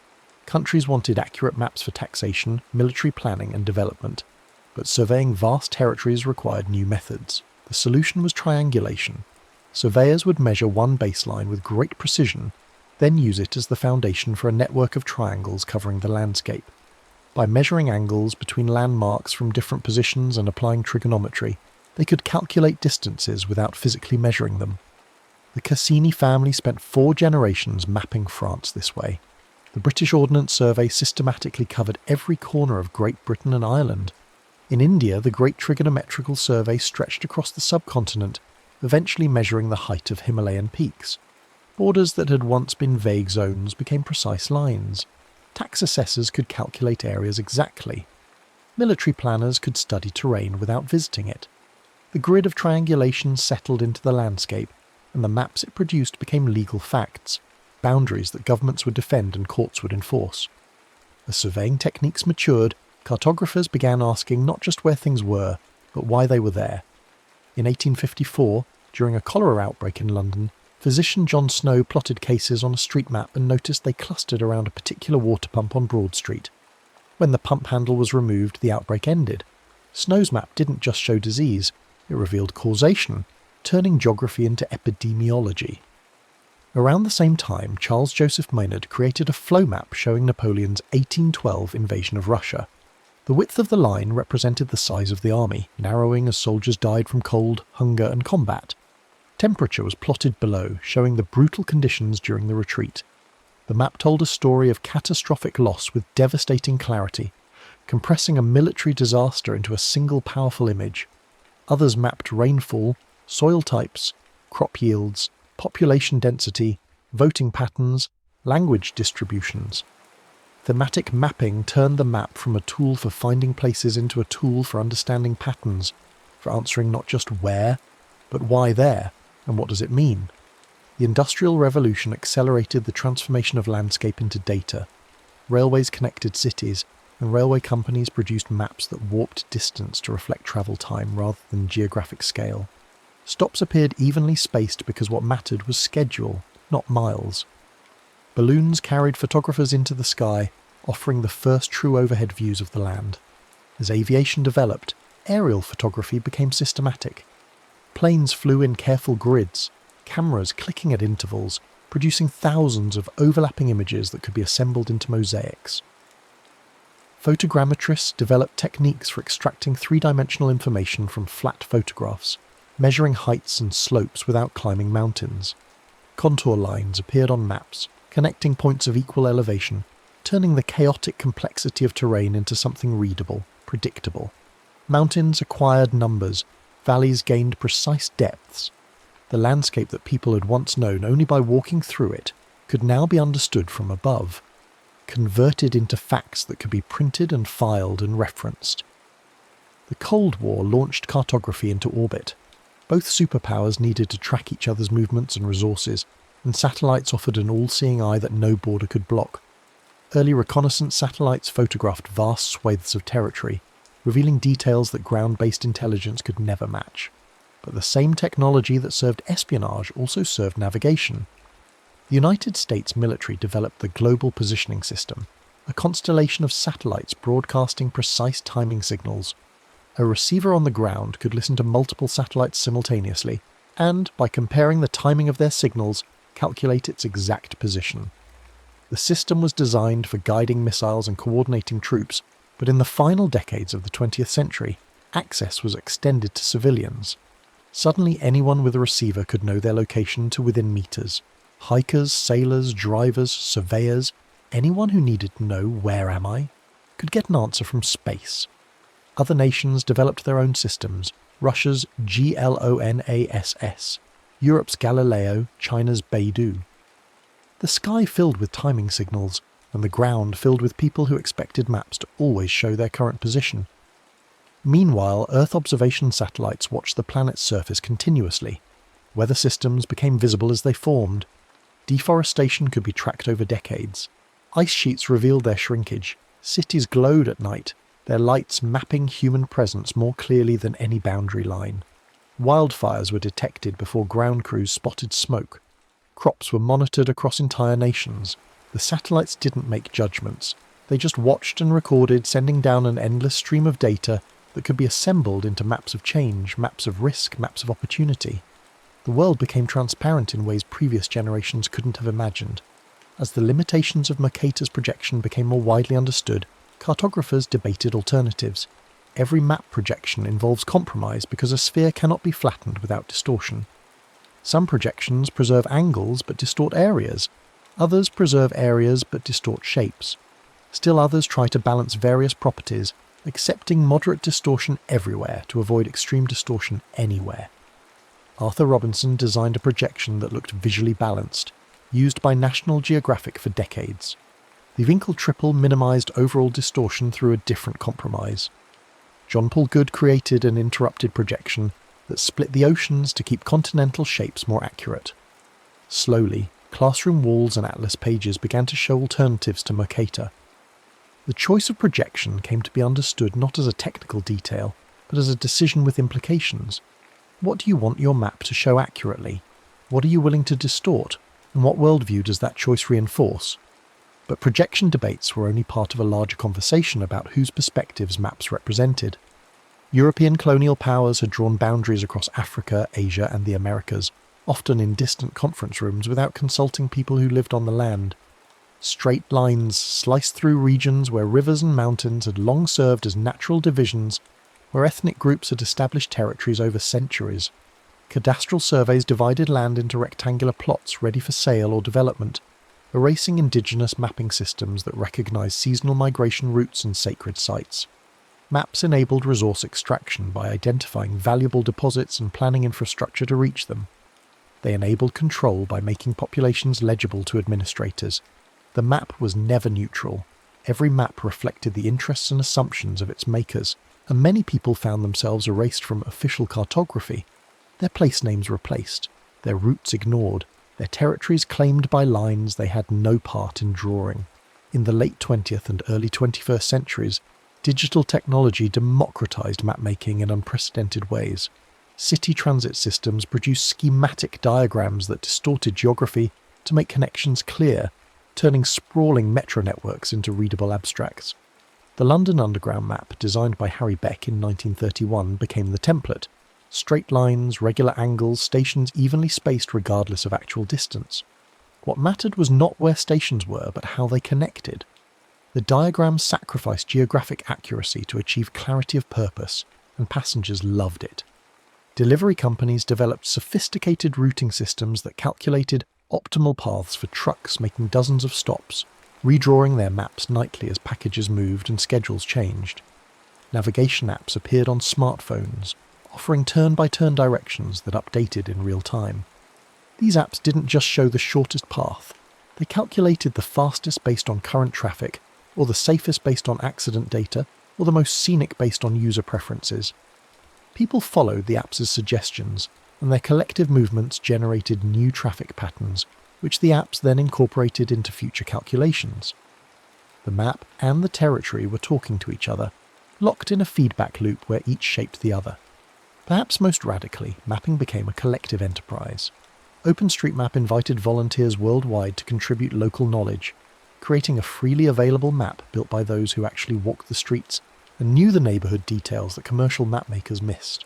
When disasters struck, earthquakes, hurricanes, floods, remote volunteers traced building outlines from satellite imagery so that rescue workers would have current maps showing exactly where people lived. Indigenous communities reclaimed their place names, marking ancestral sites and traditional routes on digital platforms. Refugees mapped camps with precise shelter locations so that aid could be delivered efficiently. The atlas was no longer a finished product published by authorities. It was a living document, constantly updated by many hands, breathing with the changes happening on the ground. This precision brought new ethical questions into focus.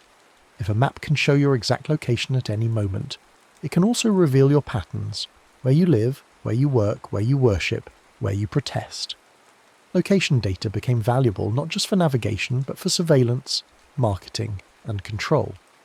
Privacy and consent became cartographic issues. Maps showing the locations of protests or minority communities could enable targeted repression. Maps showing critical infrastructure could guide attacks. Redaction became as important as revelation. Crisis maps that showed where help was needed could also show where vulnerable people were gathered. The more precise the map, the greater the responsibility of those who made it and those who used it. Questions that previous generations of cartographers never had to consider became urgent. Who has the right to map whom? What should be hidden as well as what should be shown? And how can mapping serve rather than exploit the people being mapped? Through all these transformations, one image persisted across centuries. The compass rose. From medieval portolan charts to modern navigation apps, the symbol remained, often ornate on old maps, sometimes reduced to a simple arrow on new ones but always present. It marked north, that arbitrary but essential direction around which all other directions organised themselves. North was a human convention. The planet's magnetic field could just as easily have led us to call its direction south. But it was a convention that allowed people scattered across the globe to orient themselves the same way, to share a common framework for describing direction and position. The compass rose represented something fundamental about what maps do. They don't eliminate uncertainty or make the world simple, but they give us a way to move through complexity with greater confidence. They offer a bearing to follow, a direction to hold even when conditions change, and in the end, a map is always a compact between the world and the walker. It can be a clay tablet showing irrigation ditches, a portolan chart covered with compass lines, a printed atlas of triangulated surveys, a GPS device speaking coordinates from satellites, or simply a memory of a turn at the tall pine. The medium changes, but the purpose endures, to transform the overwhelming vastness of the world into something followable, to create a path through chaos, and to share that path so others can make the same journey. From the first charcoal line on a cave wall to the latest satellite image processed through algorithms and displayed on a screen, humans have been trying to answer the same question: where am I, and how do I get where I'm going? The map doesn't answer that question completely. No representation ever captures the full richness of the territory, but it offers enough to begin, enough to choose a direction and start walking. Under rain or sun, on paper or screen, in memory or in hand, the map remains what it has always been: a conversation between the land and those who move through it, a tool for turning uncertainty into a route, and an invitation to trust that somewhere ahead the path continues. The map's evolution reveals something deeper about human consciousness itself. Each advancement in cartographic technique reflected a shift in how people understood their relationship to space and to each other. When maps were oral traditions passed through stories and songs, geographic knowledge belonged to the community and changed with each telling. The same route might be described differently by different travellers, emphasising landmarks one person found significant, while ignoring those another considered crucial. This fluidity made maps personal and subjective, shaped by individual experience. But when knowledge moved from memory to clay, from speech to inscription, something fundamental changed. The map became fixed, authoritative, separate from any single person's experience. It claimed to show not how one person saw the route, but how the route actually was. This shift from subjective to objective mapping paralleled humanity's broader move toward written law, recorded history, and institutional knowledge. The world became something that could be known independently of direct experience, referenced and verified, argued over with evidence rather than memory. Consider what happens when a surveyor measures a mountain's height. Before the measurement, people who lived near the mountain knew it through intimate daily contact. They knew which slopes caught morning sun, where snow lingered longest, which paths were treacherous in rain. The mountain existed for them as a collection of experiences, dangers, and opportunities. But when the surveyor climbs to its peak with instruments and declares the mountain to be precisely 8,000 metres high, that number begins to replace lived knowledge. The mountain enters a catalogue, becomes comparable to other peaks, gets ranked and categorised. It can be known by people who have never seen it. This isn't to say measurement is wrong. The number is useful, true in its own way. But something is lost in translation. The map captures certain aspects of reality while necessarily ignoring others, and over time people begin to think the captured aspects are all that matter. The unmapped dimensions of experience fade from collective awareness. Throughout history, the introduction of new mapping technologies has repeatedly disrupted existing power structures before consolidating new ones. When the printing press made maps reproducible, geographic knowledge that had been guarded by elite navigators and royal cartographers suddenly became available to anyone who could afford a printed atlas. Merchants could plan their own trade routes without relying on guild secrets. Explorers could study coastlines without serving established powers. But this democratization proved temporary. As commercial map publishers grew wealthy and influential, they became the new gatekeepers, deciding which places deserved detailed coverage and which could be left blank. Their choices reflected market demand, which in turn reflected the interests of those with money to spend on maps. Poor neighbourhoods might be mapped crudely or not at all, while wealthy districts received meticulous attention.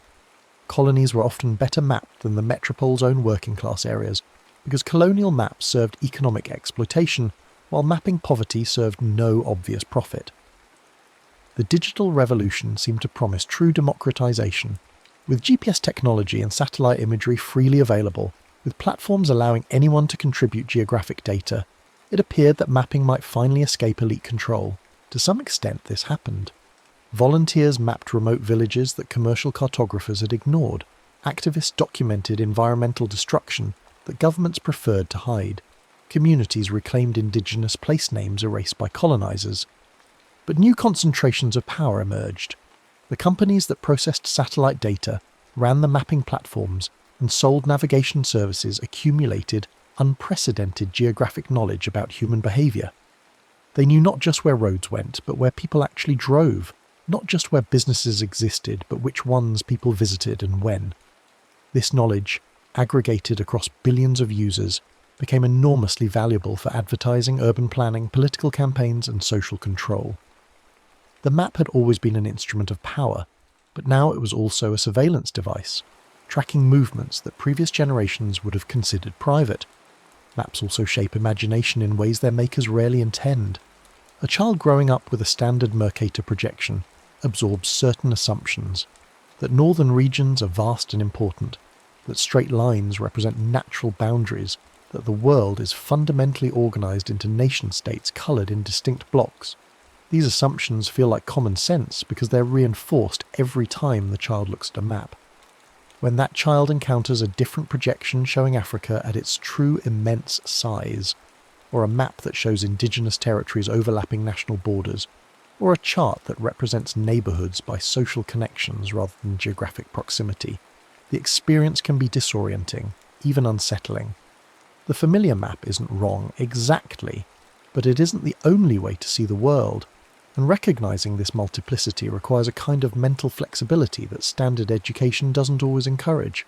Some educators have begun teaching map literacy explicitly, asking students to compare projections, question why particular features are emphasised, and consider whose perspective a given map represents.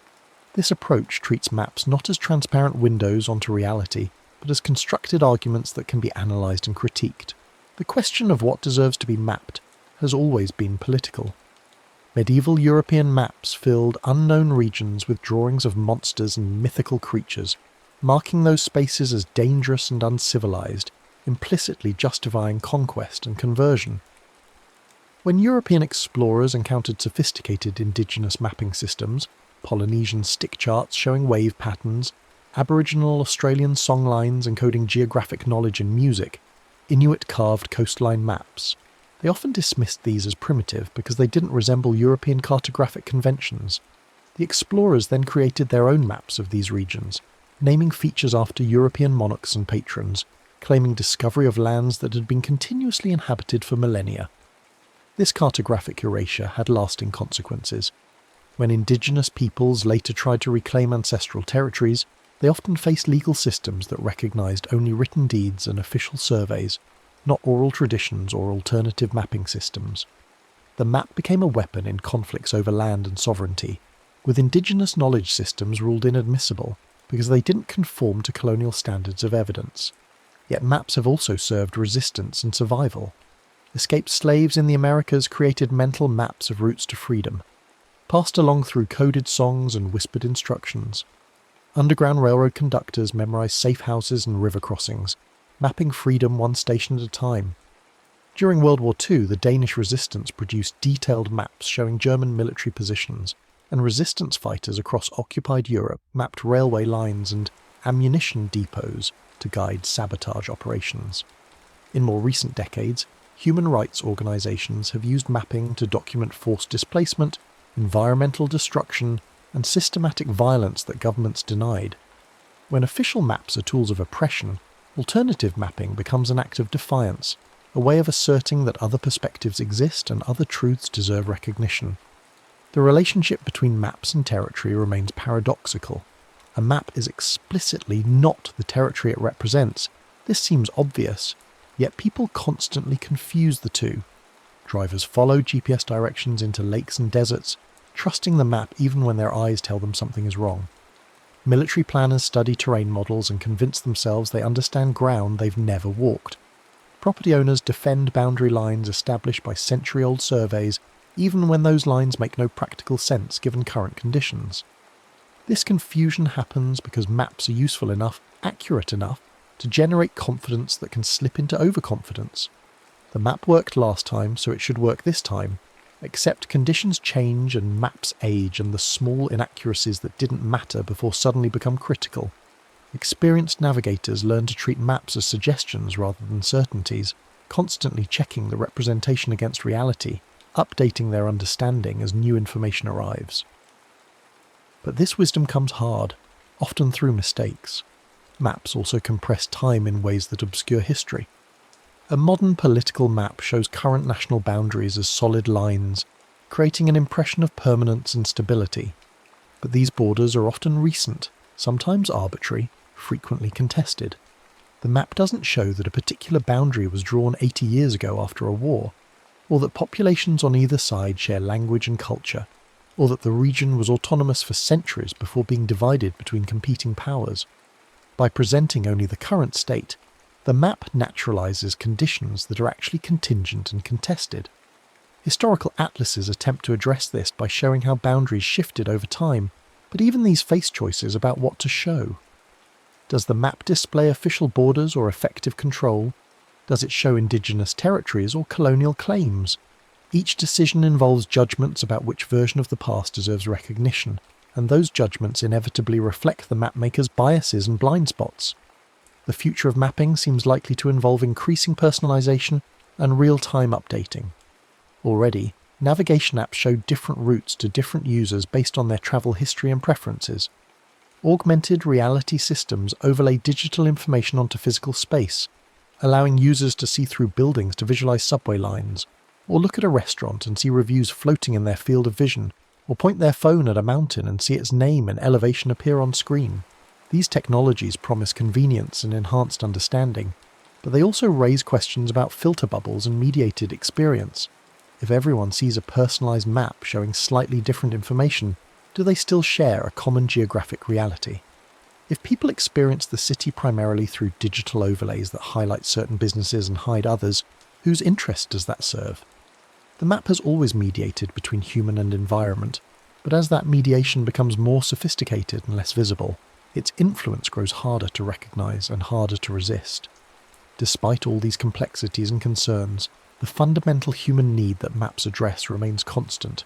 We are animals that move through space but lack the instincts that guide migrating birds or salmon returning to natal streams. We must learn our environment, and we must share that learning with others who haven't yet walked the paths we've discovered. Maps, in their endless variety, serve this essential function. They allow knowledge to accumulate across generations, building on what came before rather than starting over with each life. They turn private discovery into public resource. They make the world legible, navigable, discussable. When mapping works well, it enhances human capability without diminishing human judgment, providing information that aids decision-making without making the decisions themselves. When it works poorly, it constrains imagination, reinforces inequality, and substitutes false certainty for genuine understanding. The difference lies not in the technology, but in the awareness we bring to it, the questions we ask about whose knowledge counts, and whose interests are served. A good map, like a good tool of any kind, extends human capacity while remaining subservient to human purpose. It shows us where we are and where we might go, then steps aside and lets us choose. The next story is about to begin. Please relax and enjoy. In the time before memory, before the first clay tablets were pressed with wedge-shaped marks, before the first pyramids rose from the desert sands, there existed a relationship between humanity and the cosmos that was wordless, profound, and utterly essential to survival. Picture, if you will, a world without the glow of electric lights, without the hum of cities, without even the flicker of oil lamps behind shuttered windows. In this darkness, which was the natural state of the world for most of human existence, the night sky was not merely a backdrop to human activity, but rather a living presence, a vast canvas of light that commanded attention and inspired wonder in equal measure. When the sun dipped below the horizon and the fires were built for warmth and protection, ancient peoples would inevitably turn their eyes upward to witness a spectacle that modern city dwellers can scarcely imagine. Thousands upon thousands of brilliant points of light stretching from horizon to horizon, so dense in places that they seem to form a luminous river flowing across the vault of heaven. These early humans, our distant ancestors who lived in caves and temporary shelters, who followed the migrations of animals and the ripening of wild plants, quickly realized that the lights above them were not random or chaotic. Night after night, generation after generation, the same patterns appeared, wheeling slowly across the sky in a great cosmic dance that seemed eternal and unchanging. The stars rose in the east and set in the west, just as the sun did, but while the sun's path varied with the seasons, the stars maintained their relationships to one another with perfect constancy. A configuration that resembled a hunter would always appear in the same form, season after season, century after century. A cluster that looked like a dipper or a bear or a dragon would never alter its shape, never scatter or reform, but would march across the heavens with the dignity of something timeless and fundamental to the structure of reality itself. This was humanity's first encounter with cosmic order, with the realization that beneath the apparent chaos of daily existence, there existed patterns of such reliability that one could stake one's life upon them. And indeed, people did stake their lives on these patterns. The herders who moved their flocks across vast grasslands learned to read the sky as a map, noting which stars rose above which landmarks, using the celestial sphere as a guide through territories that had no roads, no signposts, no written directions. The farmers settling into the first permanent communities discovered that the stars told them when to plant and when to harvest, when the rains would come and when the dry season would begin. When certain stars appeared on the eastern horizon just before dawn, they knew that winter was approaching and provisions must be secured. When other configurations dominated the night sky, they understood that spring had arrived and seeds must be committed to the earth. The stars became a calendar more reliable than human memory, more consistent than the vagaries of weather, a clock that tracked not hours but seasons, not days but epochs. The first scientists were not men in white coats peering through microscopes in sterile laboratories, but weather-beaten individuals who spent their nights memorizing the positions and movements of celestial lights, who passed this knowledge down through oral traditions, who understood that survival itself depended on reading the book of the heavens correctly. As human societies grew more complex and more numerous, different cultures across the world began to impose their own meanings onto the patterns they observed. The Greeks, with their rich tradition of mythology and storytelling, saw in the stars the figures of their gods and heroes frozen in an eternal tableau. They identified Orion the hunter, forever pursuing the Pleiades across the sky, his belt of 3 bright stars unmistakable even to the casual observer. They recognized Ursa Major and Ursa Minor, the great and small bears, circling endlessly around the celestial pole. They traced out Cassiopeia, the vain queen, Andromeda the princess, Perseus the hero who saved her, and dozens of other figures from their mythological canon. In China, meanwhile, astronomers organized the heavens into a celestial empire that mirrored the terrestrial one, with palaces and courts and officials, with a purple forbidden enclosure surrounding the pole star, with celestial dragons and phoenixes marking the seasons. The Egyptians, whose civilization depended entirely on the annual flooding of the Nile, watched the heliacal rising of Sirius, the dog star, whose appearance just before dawn coincided with the river's flood and marked the beginning of their new year. In Polynesia, navigators learned to read not just individual stars but entire star paths, tracking the rising and setting points of dozens of celestial bodies to guide their canoes across thousands of miles of open ocean. These constellation stories were not mere entertainment or whimsy. They served as mnemonic devices, ways of encoding and transmitting essential information across generations in societies that had not yet developed writing. By embedding astronomical knowledge in narrative form, in stories of gods and heroes and animals, ancient peoples ensured that the crucial patterns would be remembered and passed down intact. When Orion rose in the eastern sky at dusk, people knew that winter had arrived.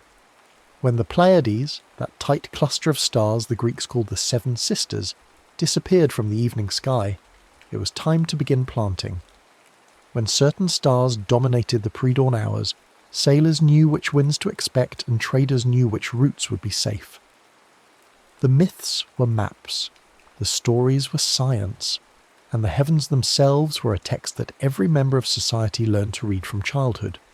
This was education before schools, astronomy before telescopes, a science that required nothing more than clear skies, patient observation, and the accumulated wisdom of countless previous generations.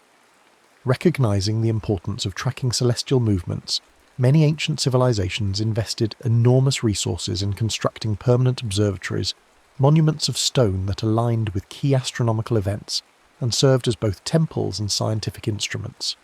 In Mesopotamia, between the Tigris and Euphrates rivers where the first cities arose, priests climbed to the tops of massive stepped pyramids called ziggurats to observe the heavens and record their findings on clay tablets.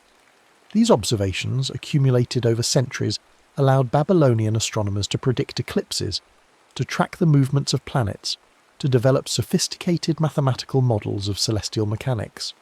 Thousands of miles away, in the jungles of Central America, the Maya built towering pyramids with staircases aligned to catch the sun at the exact moments of the equinoxes and solstices, creating dramatic displays of light and shadow that mark the turning points of the year.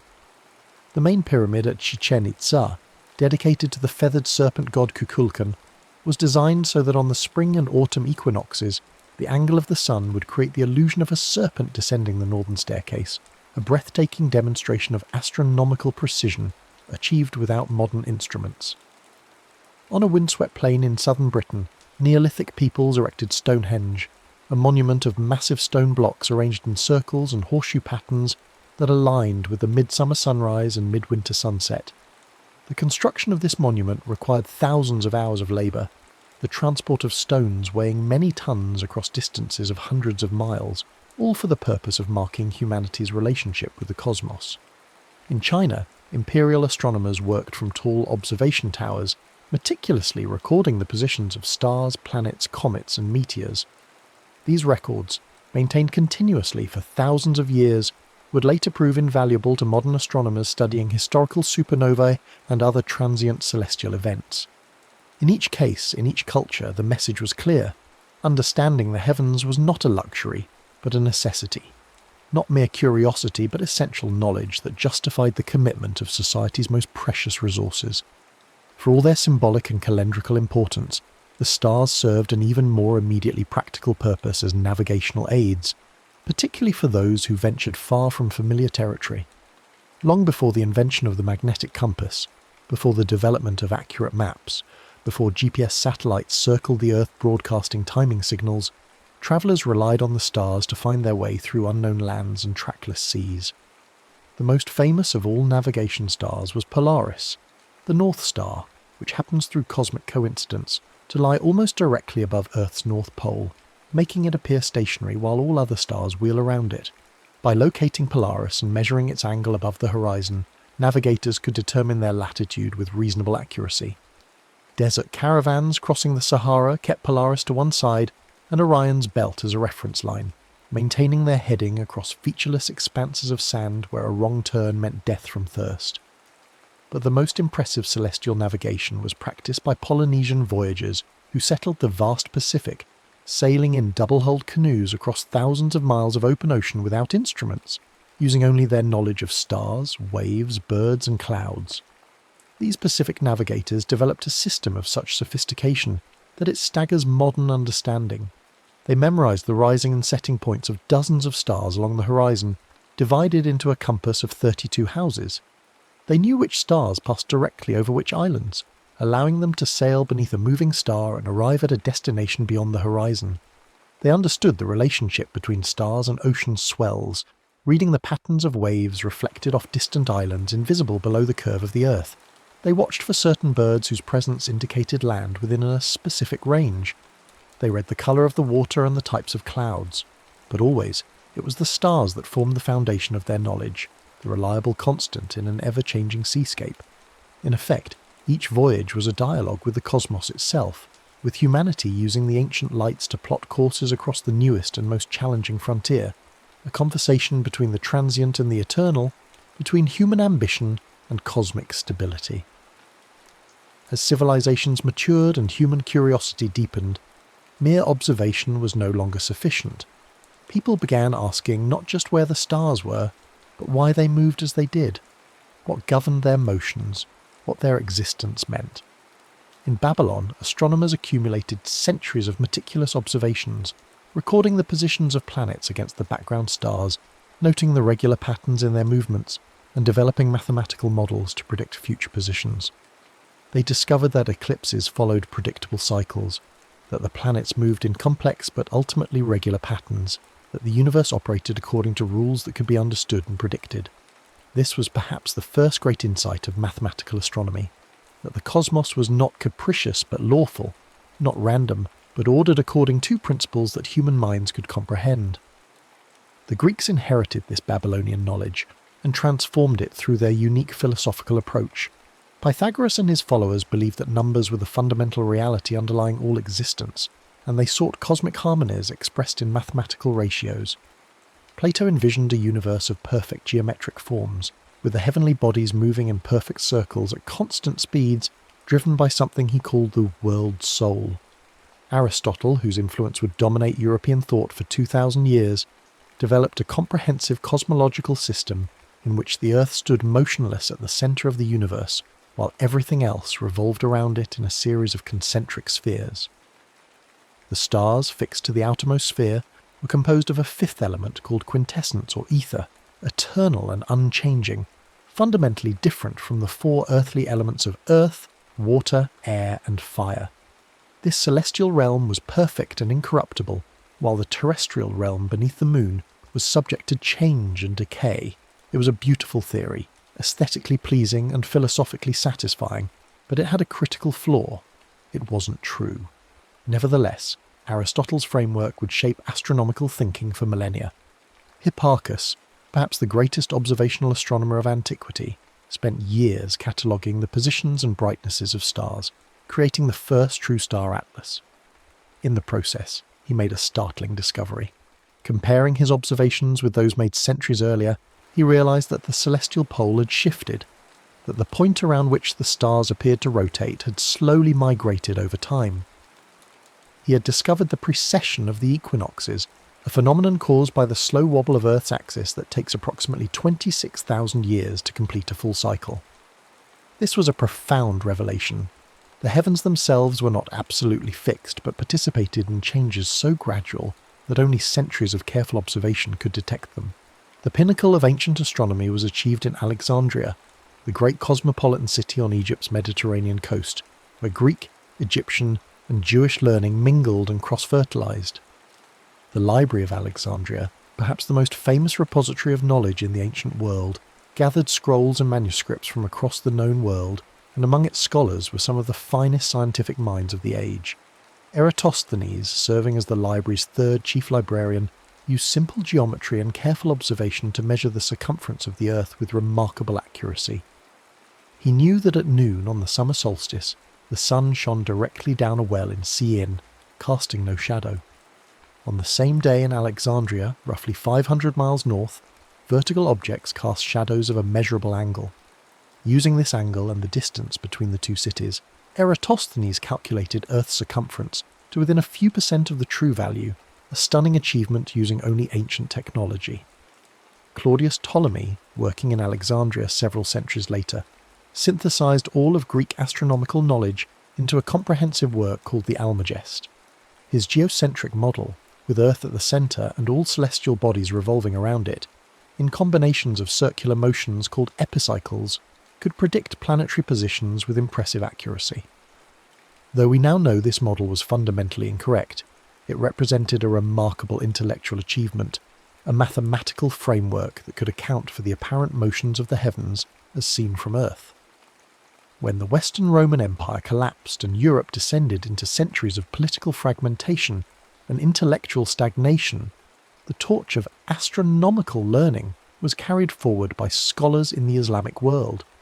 From Spain to Persia, from North Africa to Central Asia, Muslim astronomers preserved the works of the Greeks, translated them into Arabic, and expanded upon them with new observations and theoretical insights. In Baghdad, the Caliph established the House of Wisdom, a combination library, observatory and research institution where scholars from different traditions collaborated on scientific projects. Observatories were built in Damascus, Samarkand, Cordoba, and other cities, equipped with large instruments for measuring celestial positions with unprecedented precision. Al-Battani refined the star catalogues inherited from Ptolemy, correcting errors and adding new observations. He calculated the length of the year with extraordinary accuracy and improved the understanding of the precession of the equinoxes. Ibn al-Haytham, known in the West as al-Hazn, made fundamental contributions to optics, studying the nature of light and vision in ways that would later influence the development of telescopes. The astrolabe, an intricate handheld device for measuring the positions of stars and telling time, was perfected during this period and became an essential tool for astronomers, navigators, and surveyors throughout the medieval world. The Islamic astronomers didn't simply preserve ancient knowledge, they added to it substantially, and many of the stars we see today still bear the Arabic names given to them during this golden age. Aldebaran, the bright red eye of Taurus the bull, takes its name from the Arabic Aldebaran, meaning the follower, as it seems to follow the Pleiades across the sky. Betelgeuse, the red supergiant marking Orion's shoulder, derives from an Arabic phrase whose exact original form is debated, but relates to the central figure. Rigel, Orion's bright blue foot, comes from Rigel, meaning foot. Deneb, Vega, Altair, Algol, Fomalhaut. Dozens of the brightest stars carry Arabic names that reflect centuries of Islamic astronomical tradition. Moreover, Islamic astronomy preserved and transmitted to medieval Europe the knowledge that would eventually spark the scientific revolution, ensuring that the accumulated wisdom of antiquity was not lost, but remained available when European civilization was ready to resume its own scientific development. That resumption began in earnest during the Renaissance when a Polish canon named Nicholas Copernicus quietly proposed a radical idea. What if the Earth was not the centre of the universe but merely one of several planets revolving around the Sun? Copernicus spent decades developing his heliocentric model, working in isolation and delaying publication until the end of his life, aware that his ideas contradicted both ancient authority and religious doctrine. His book, De Revolutionibus Orbium Coelestium, published in 1543, the year of his death, initiated a profound transformation in human understanding of our place in the cosmos. If Earth was just another planet, then perhaps the heavens and Earth were not fundamentally different realms. Perhaps the same laws governed both. Perhaps humanity did not occupy a privileged position at the centre of creation, but was instead situated in a vast cosmos where we are merely one small part of a much larger whole. These implications would take generations to fully absorb, but the seed had been planted. Tycho Brahe, a Danish nobleman with a passion for precision measurement, built elaborate observatories equipped with massive instruments for measuring celestial positions with unprecedented accuracy.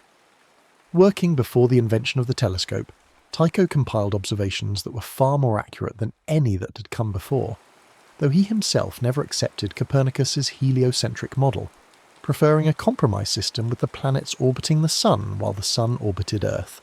Tycho's meticulous data would prove invaluable to his assistant Johannes Kepler, a German mathematician who inherited Tycho's observations after his death. Kepler spent years trying to fit Tycho's data to circular orbits, the shape that ancient philosophy insisted must govern celestial motions, but the observations stubbornly refused to match the theory. Finally, in a moment of intellectual courage, Kepler abandoned circles and tried ellipses, and suddenly everything fell into place. Planets moved in elliptical orbits with the Sun at one focus, sweeping out equal areas in equal times, their speeds varying according to mathematical laws that Kepler was able to formulate precisely. This was revolutionary. The cosmos obeyed mathematical laws, but they were not the simple circular perfection imagined by the ancients. Reality, it turned out, was more subtle and more beautiful than philosophy had supposed. Then came Galileo Galilei, who turned a newly invented device called the telescope toward the heavens, and saw things that transformed astronomy overnight.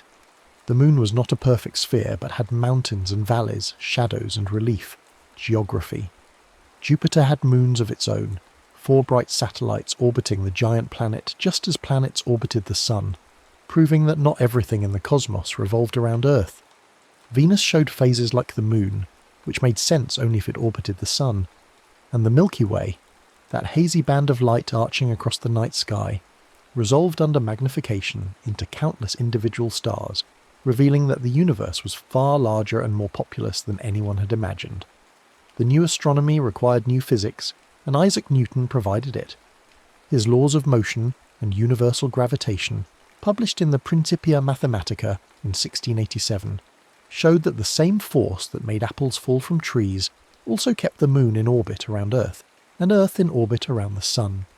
The heavens and Earth were unified under a single set of physical laws, mathematical and testable and universal.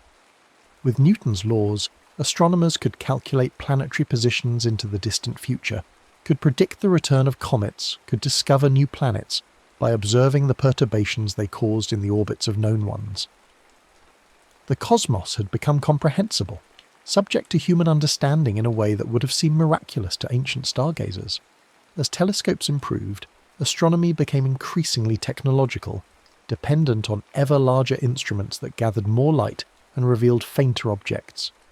In the 19th century, astronomers developed spectroscopy. the technique of analysing the light from stars by spreading it into its component colours.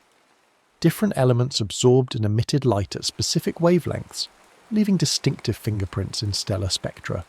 Suddenly, astronomers could determine the chemical composition of stars, could measure their temperatures, could detect their motions toward or away from Earth through the Doppler shift of spectral lines. The stars were no longer just points of light but chemical laboratories, physics experiments conducted on scales beyond human imagination. The 20th century brought telescopes of unprecedented size and sophistication. The 100-inch telescope at Mount Wilson, completed in 1917, allowed Edwin Hubble to resolve individual stars in spiral nebulae, proving they were separate galaxies far beyond the Milky Way. The 200-inch Hale telescope at Palomar, dedicated in 1948, pushed deeper into space, revealing galaxies by the millions, quasars at the edge of the visible universe, and the large-scale structure of the cosmos itself. In 1990, the Hubble Space Telescope was launched into orbit above Earth's obscuring atmosphere, providing views of unprecedented clarity and capturing images that would become iconic. The pillars of creation in the Eagle Nebula, the deep field images showing thousands of galaxies in a tiny patch of sky, the spectacular colours of dying stars wrapped in planetary nebulae. Modern astronomy revealed that stars are born from collapsing clouds of gas and dust, that they spend most of their lives fusing hydrogen into helium in their cores, that they die in various ways depending on their mass, sometimes gently puffing off their outer layers, sometimes exploding catastrophically in supernovae that briefly outshine entire galaxies. These supernovae scatter the elements forged in stellar cores and in the explosion itself, enriching the interstellar medium with carbon, oxygen, iron, and all the other elements necessary for planets and life. Today we observe the universe across the entire electromagnetic spectrum, from long wavelength radio waves to high-energy gamma rays. Radio telescopes listen to emissions from cold gas clouds and spinning pulsars. Infrared telescopes see through dust clouds to observe star formation in action. X-ray telescopes detect the intense radiation from matter spiralling into black holes. Gravitational wave observatories sense the ripples in space-time itself caused by colliding black holes and neutron stars.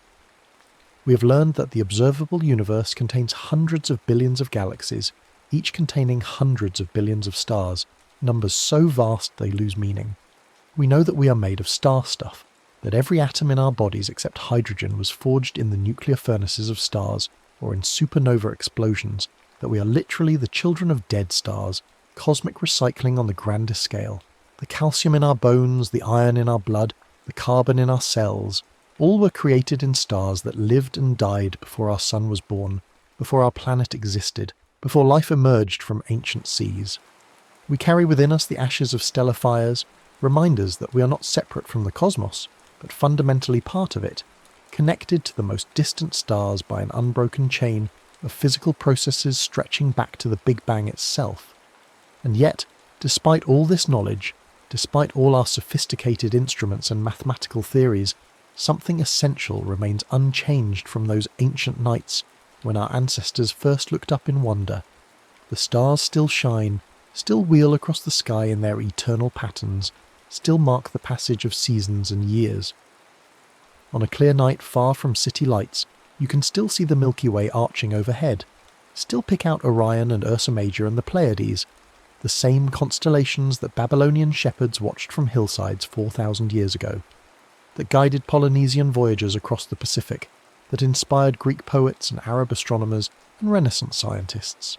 The stars we see tonight are the same stars that shone on the pyramids, on Stonehenge, on the Maya temples. They connect us across vast stretches of time to all the humans who came before us, who looked up and wondered, who sought patterns and meanings, who used the stars to navigate and to mark time, to tell stories and to do science. Most of us live now in cities where light pollution obscures all but the brightest stars, where the night sky is a dim shadow of what our ancestors knew, but the stars remain above us nevertheless, ancient lights burning across impossible distances, photons that have travelled for years or centuries or millennia to reach our eyes. When we sleep beneath them, we sleep beneath the same watchful presence that has accompanied humanity since the beginning, a reminder of our cosmic context, of the vast universe of which we are such a small yet integral part, and of the deep human need to look upward, to wonder, to seek understanding of our place in the immensity of space and time. The nature of that understanding has shifted profoundly over the generations, moving from the mythological to the mathematical, from the personal to the statistical, yet perhaps losing something essential in the translation. Ancient peoples saw the stars as intimate companions, as gods and heroes and animals whose stories were woven into daily life, whose rising and setting marked births and deaths and harvests and voyages. Each star had meaning, each constellation carried weight. Modern astronomy, for all its magnificent achievements, has rendered the stars into objects of physics and chemistry, into masses and luminosities and spectral types, into data points in vast catalogues containing billions of entries. We know far more about stars than any ancient astronomer could have imagined, yet we feel them far less. A child in ancient Mesopotamia could name dozens of stars and tell you stories about each one, could point out where Mars was wandering through the zodiac, could predict when the next eclipse would darken the sun. A modern child might recognise the Big Dipper and perhaps Orion, might know in an abstract way that stars are distant suns, but the sky holds no personal meaning, carries no stories, marks nothing important in their lives. We have gained comprehension but lost connection, acquired knowledge but surrendered intimacy. This transformation reflects a broader change in humanity's relationship with the natural world. For most of human history, survival depended on close observation of nature, on knowing the patterns of weather and seasons, the behaviours of animals, the cycles of plants, the movements of celestial bodies. Every person was by necessity an amateur naturalist and astronomer, accumulating knowledge through direct experience, passing it down through careful instruction. The modern world has insulated us from these necessities. We live in climate-controlled environments, buy food grown by others in places we never visit, navigate with GPS satellites rather than stars, tell time by atomic clocks synchronized across the globe. We no longer need the stars for any practical purpose, and so we have stopped paying attention to them, allowing the oldest human knowledge to fade from memory within a single generation. There is something melancholy about this loss, this severing of a connection that persisted for hundreds of thousands of years, that defined what it meant to be human for far longer than agriculture or cities, or writing or any other achievement we consider foundational to civilization. Yet perhaps the story is not entirely one of loss. While fewer people now know the stars personally, those who do pursue astronomy have access to understanding that would have seemed like divine knowledge to ancient observers. We know that stars are not eternal but have lifespans, that they are born from collapsing clouds and die in various ways depending on their initial mass. We understand the nuclear processes that power them, the fusion of hydrogen into helium and then into heavier elements as stars age. We can trace the life cycle of a star from its formation in a stellar nursery through its main sequence years to its final fate as a white dwarf, neutron star, or black hole. We know that the universe itself has a history, that it began in a hot, dense state approximately 14 billion years ago and has been expanding and cooling ever since. We have detected the cosmic microwave background, the faint afterglow of the Big Bang itself, and measured its tiny temperature variations that seeded the formation of galaxies.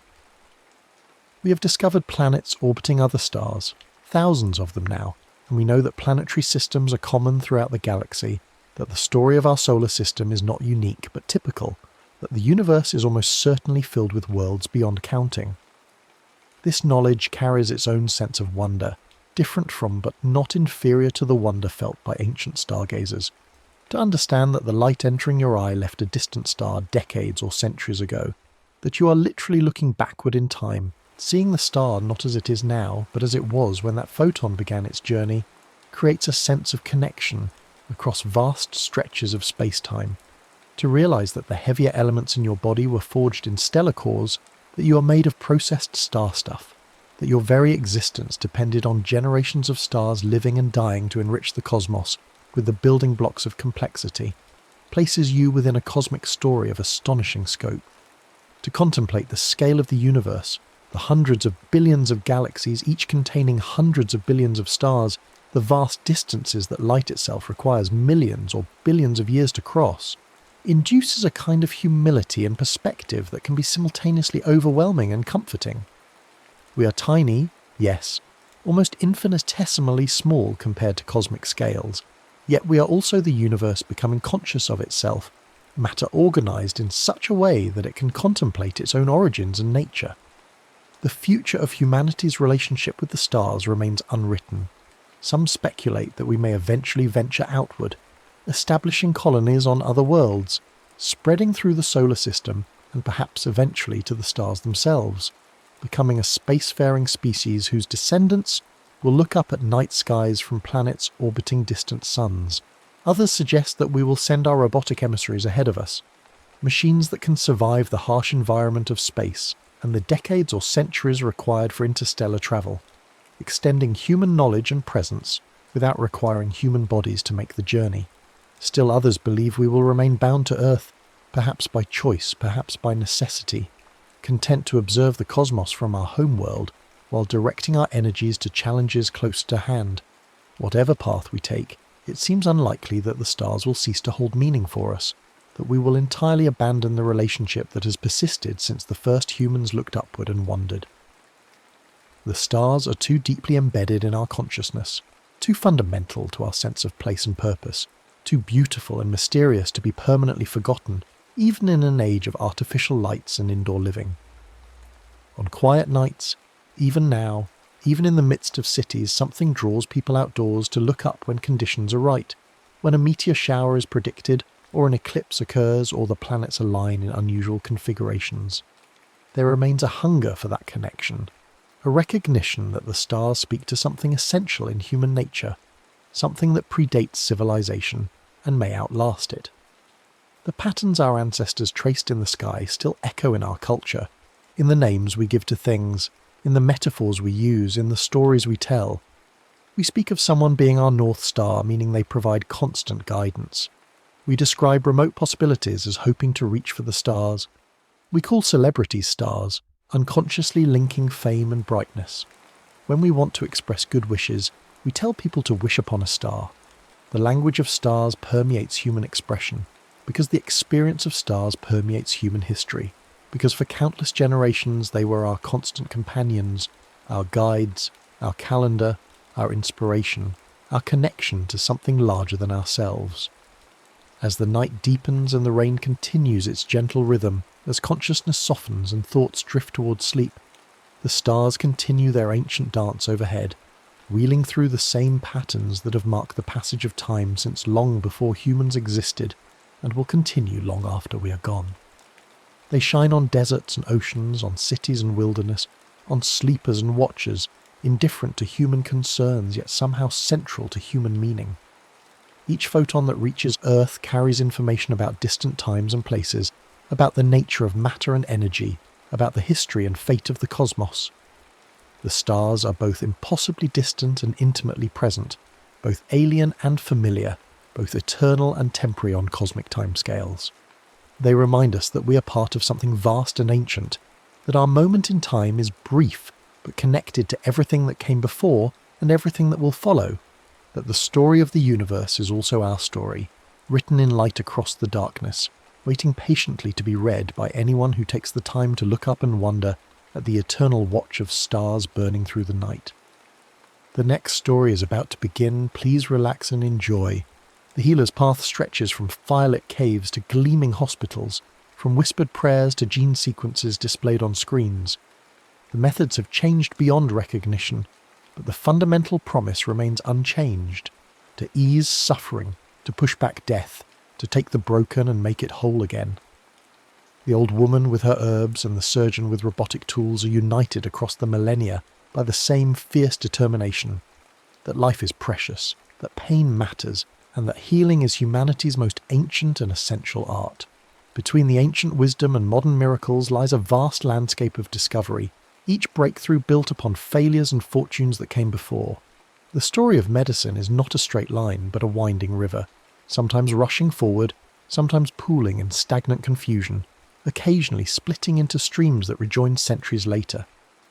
In the spaces between the great names and famous discoveries, countless others laboured in obscurity, their contributions forgotten but their impacts rippling forward through time. In medieval China, physicians refined techniques that would baffle Western medicine for centuries. They read pulses with such sensitivity that they claimed to detect dozens of different qualities in the rhythm of blood beneath the skin. They inserted thin needles into specific points along invisible meridians, channels through which they believed vital energy flowed. When European missionaries first witnessed acupuncture, they dismissed it as primitive superstition, yet the patients often improved. The Chinese also pioneered inoculation against smallpox long before Jenner, blowing powdered scabs from recovered patients into the nostrils of the healthy. Some died from the practice, but far fewer than would have perished in an epidemic. In the markets of Constantinople, apothecaries sold remedies from 3 continents, spices from India mixed with herbs from Europe and minerals from Africa. The Byzantine Empire preserved Greek medical texts when Western Europe descended into chaos, and their hospitals treated patients with a sophistication that would not be matched in the West for centuries. Physicians there understood the importance of rest, clean air, and proper diet in recovery. They recognized that healing required more than medicines, that the environment and the mind played crucial roles in the body's restoration.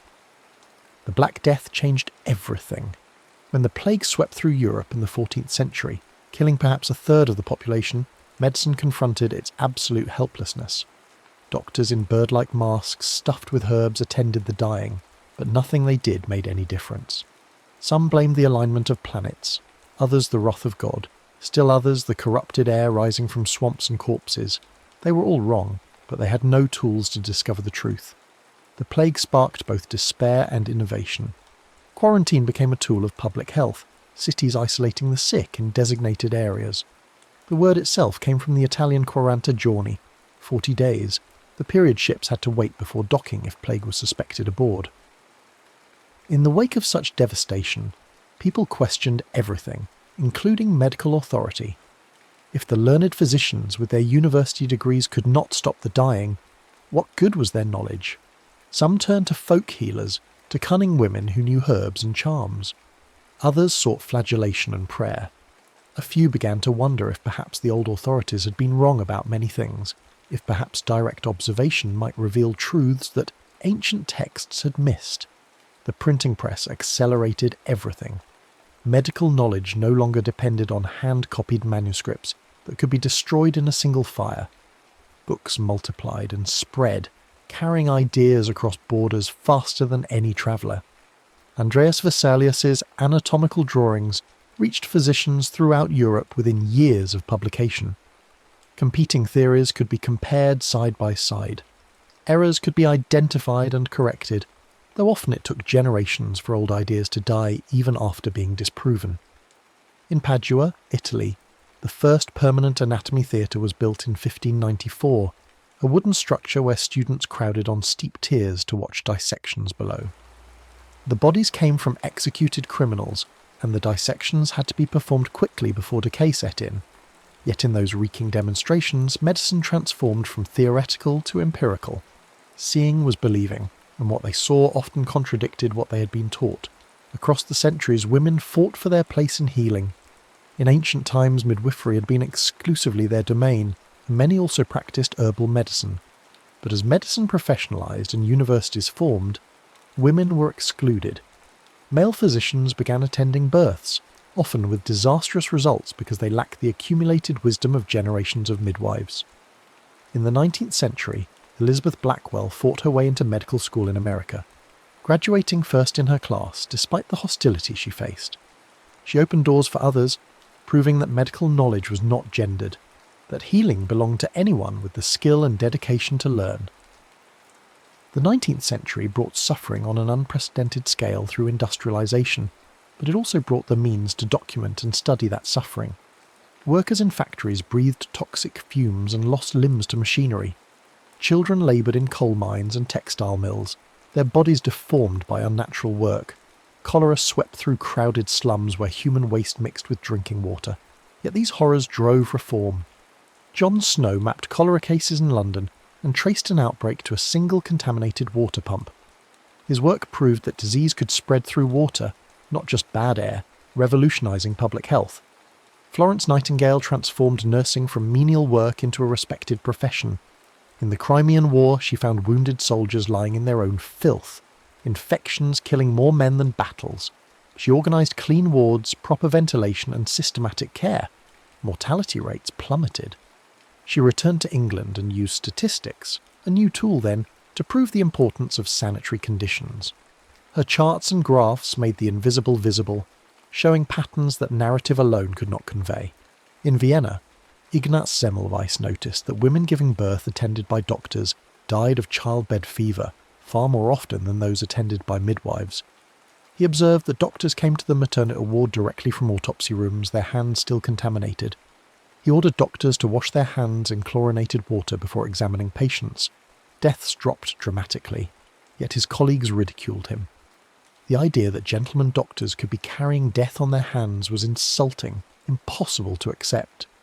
Semmelweis died in an asylum, his discovery ignored until after his death when Pasteur's germ theory finally explained why he'd been right. Pain had always been medicine's companion. Surgery before anaesthesia was a race against agony and shock. The best surgeons were the fastest, able to amputate a limb in under a minute while strong men held the screaming patient down. Many chose death over the surgeon's knife. When ether and chloroform made painless surgery possible, it seemed like divine intervention. Suddenly, operations could be careful and precise instead of frantically quick. Surgeons could enter the abdomen, the chest, even the skull. But with this new access came new dangers. Patients survived the surgery only to die days later from infections, their opened bodies invaded by bacteria. Lister's antiseptic technique changed this calculus. By creating a sterile field, by killing bacteria on instruments and in wounds, he made complex surgery survivable.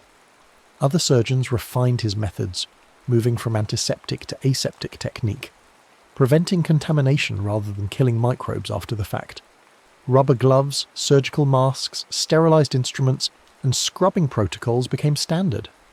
The operating room became a temple of cleanliness, and surgery transformed from desperate gamble to calculated intervention. Meanwhile, in laboratories, scientists hunted invisible enemies.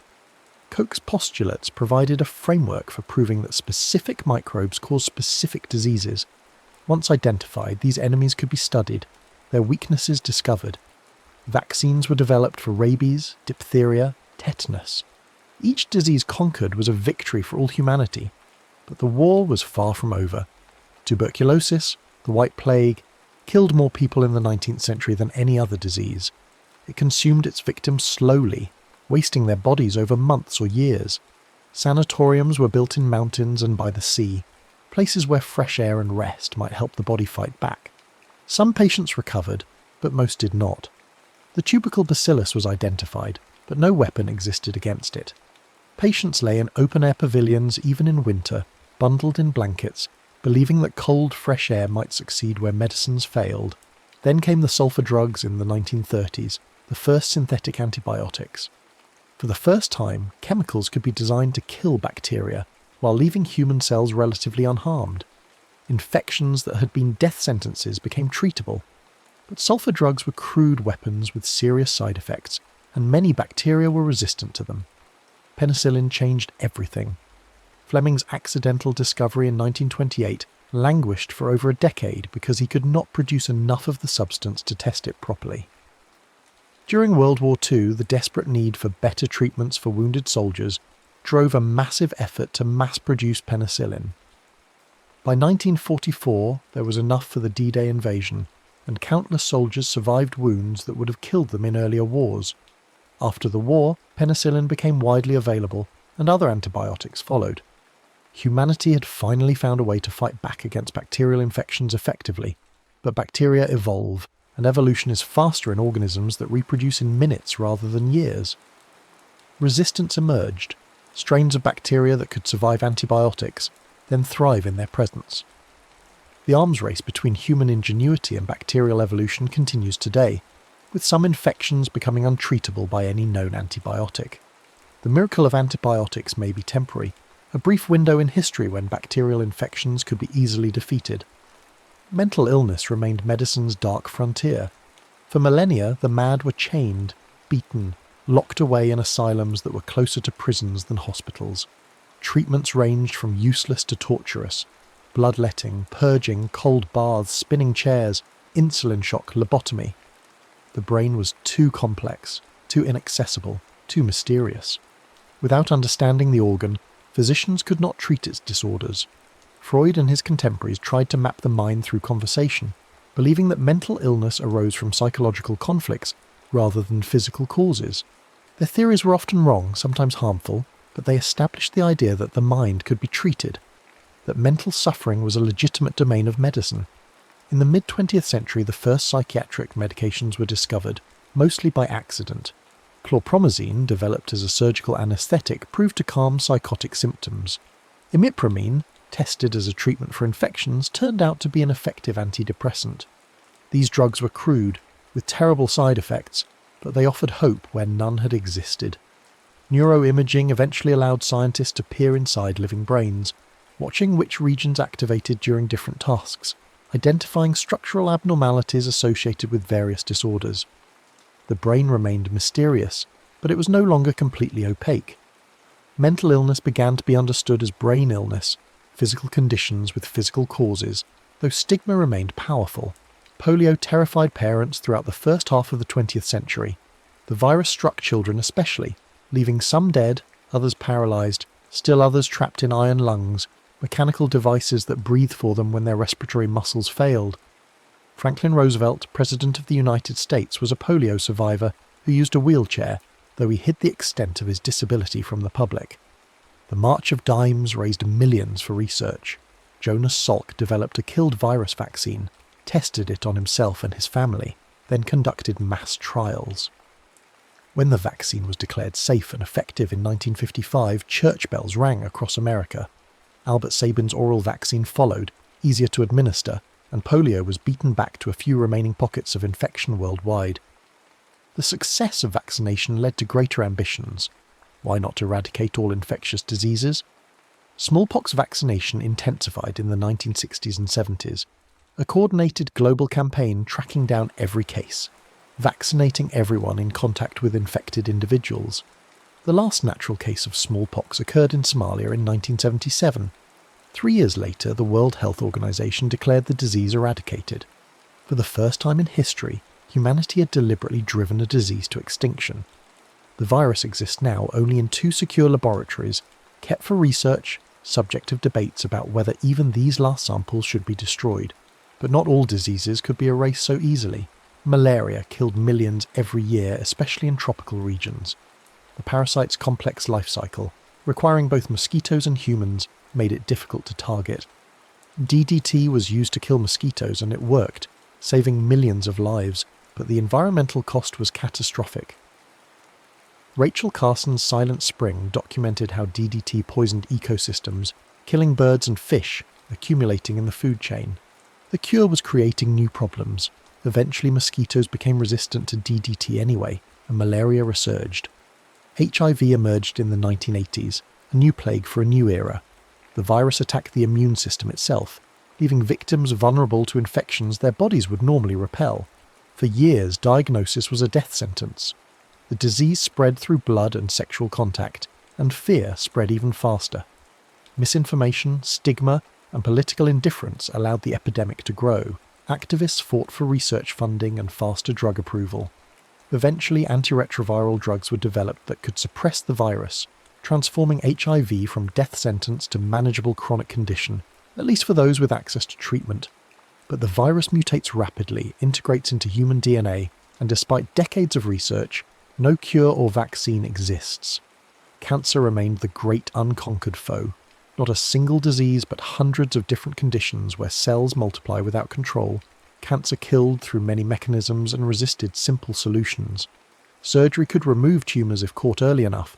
Radiation could kill cancer cells, but damaged healthy tissue too. Chemotherapy poisoned rapidly dividing cells, which included cancer but also hair follicles, gut lining and bone marrow. Patients endured devastating treatments for uncertain outcomes. Understanding cancer required understanding the cell itself, the mechanisms of growth and division, the genes that controlled these processes. The discovery of oncogenes, genes that when mutated could drive cancer, provided new targets. Targeted therapies were developed that attacked specific molecular pathways in cancer cells, while leaving normal cells relatively unharmed. Immunotherapy trained the body's immune system to recognize and attack cancer. These treatments worked for some cancers, some patients, but cancer's genetic diversity meant that each case was unique, requiring personalised approaches. Organ transplantation pushed medicine into philosophical territory. If a heart could be replaced, was identity tied to that organ as some cultures believed? The first heart transplant in 1967 by Christian Barnard captured global attention. The patient survived only 18 days, but the barrier had been broken. The problem was rejection. The immune system, so valuable for fighting infection, saw transplanted organs as foreign invaders and attacked them. Immunosuppressive drugs allowed transplants to succeed, but left patients vulnerable to infection. The balance was delicate, requiring careful management for the rest of the patient's life. The demand for organs far exceeded supply. Waiting lists grew longer.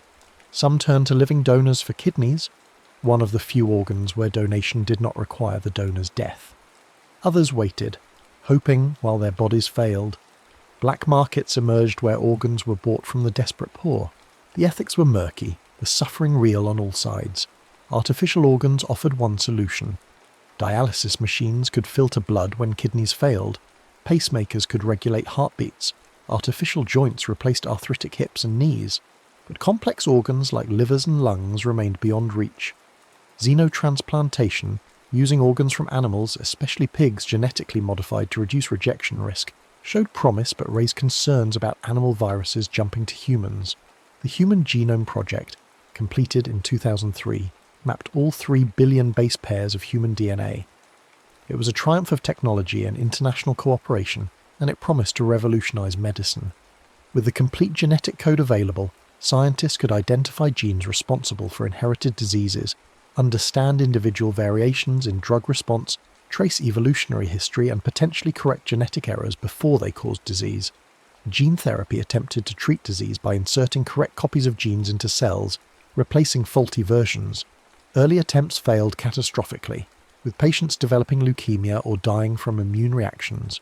But persistence and better techniques led to successes.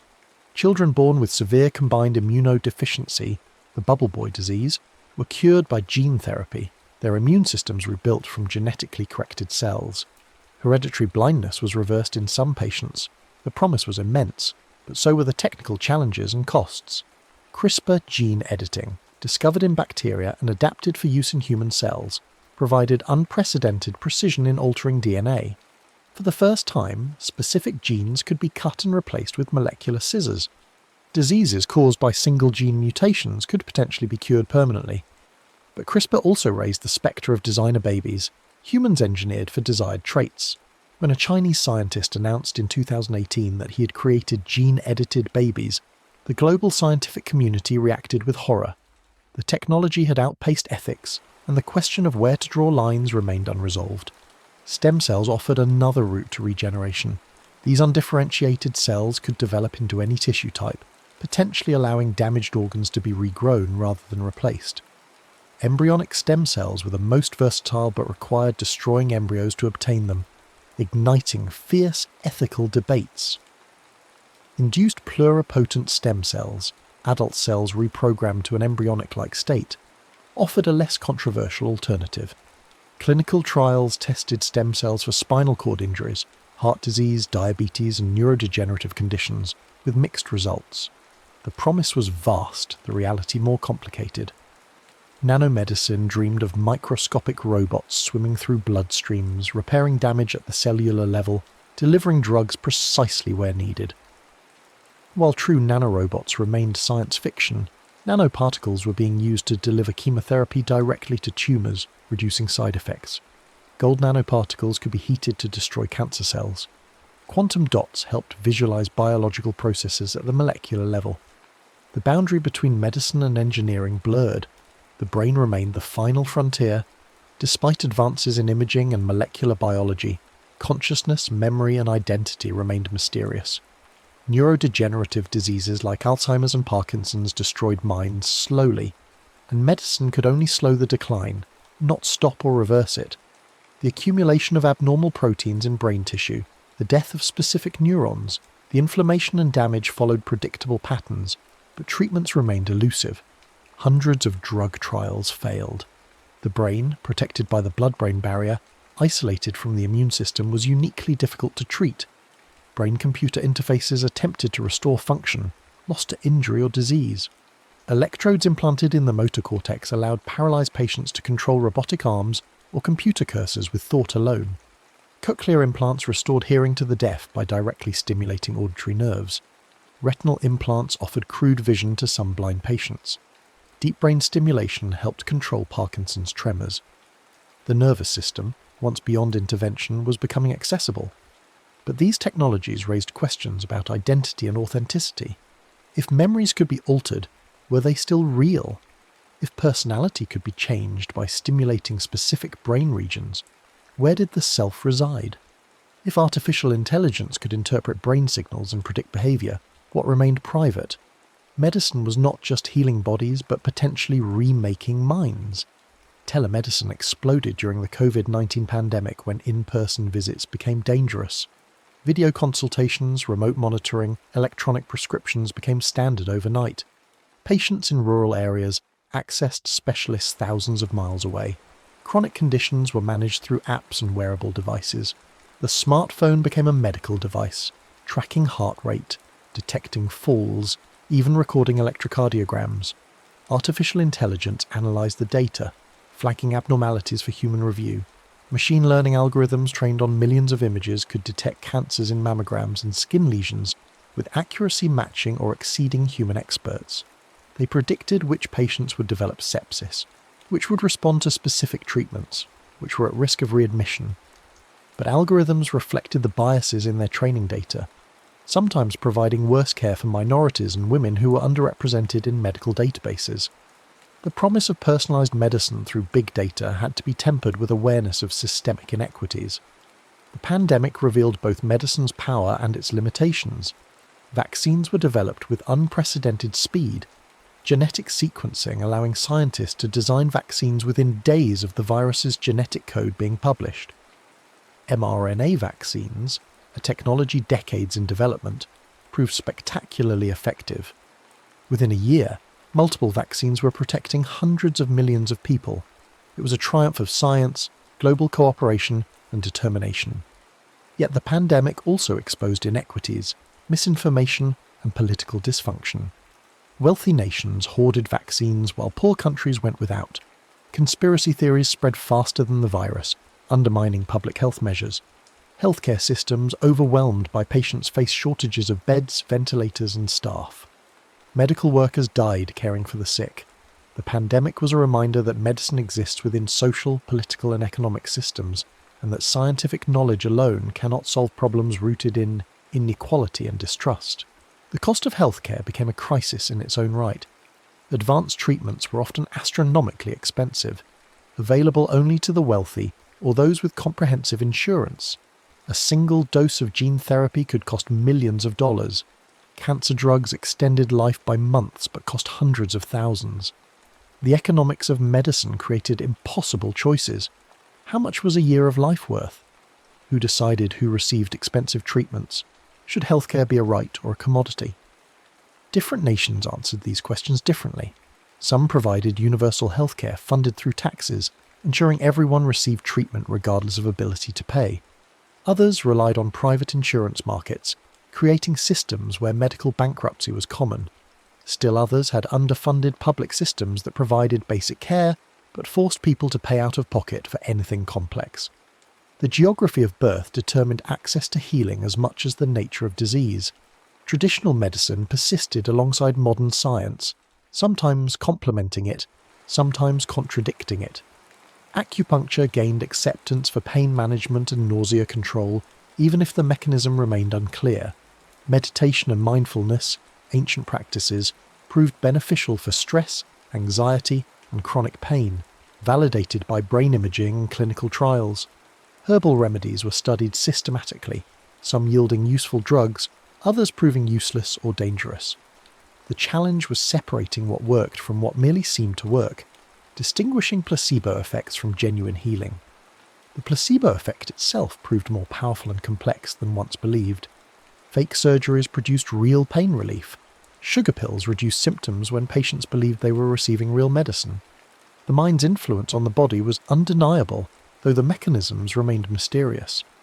This did not mean all healing was psychological, but it meant that belief, hope, and context mattered, that medicine was not just chemistry but relationship, ritual, and meaning. End-of-life care forced medicine to confront its limits. Technology could extend life almost indefinitely, but should it?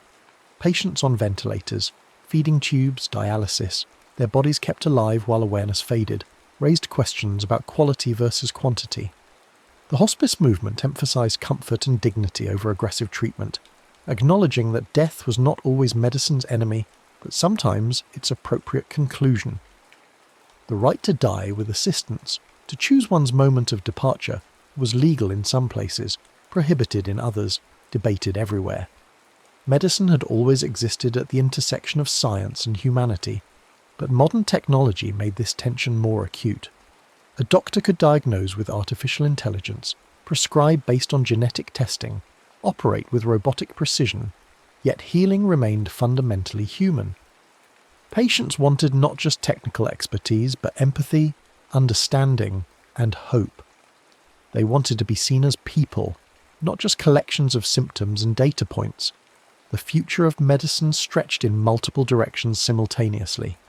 Personalized treatments tailored to individual genetics, regenerative medicine growing new organs, artificial intelligence diagnosing and treating disease, global health systems preventing pandemics before they spread, extension of human lifespan beyond current limits, integration of technology with biology, blurring the line between natural and artificial. Yet the fundamental challenges remained: inequality, suffering, mortality, and the question of what makes life worth living. The story that began with shamans and herbs had become a tale of genes and algorithms, but the core remained unchanged. Humans seeking to ease pain, to heal wounds, to push back against the darkness that claims all living things. Medicine was humanity's defiant answer to the universe's indifference, the insistence that suffering matters, that life is precious, that knowledge and compassion together can make a difference.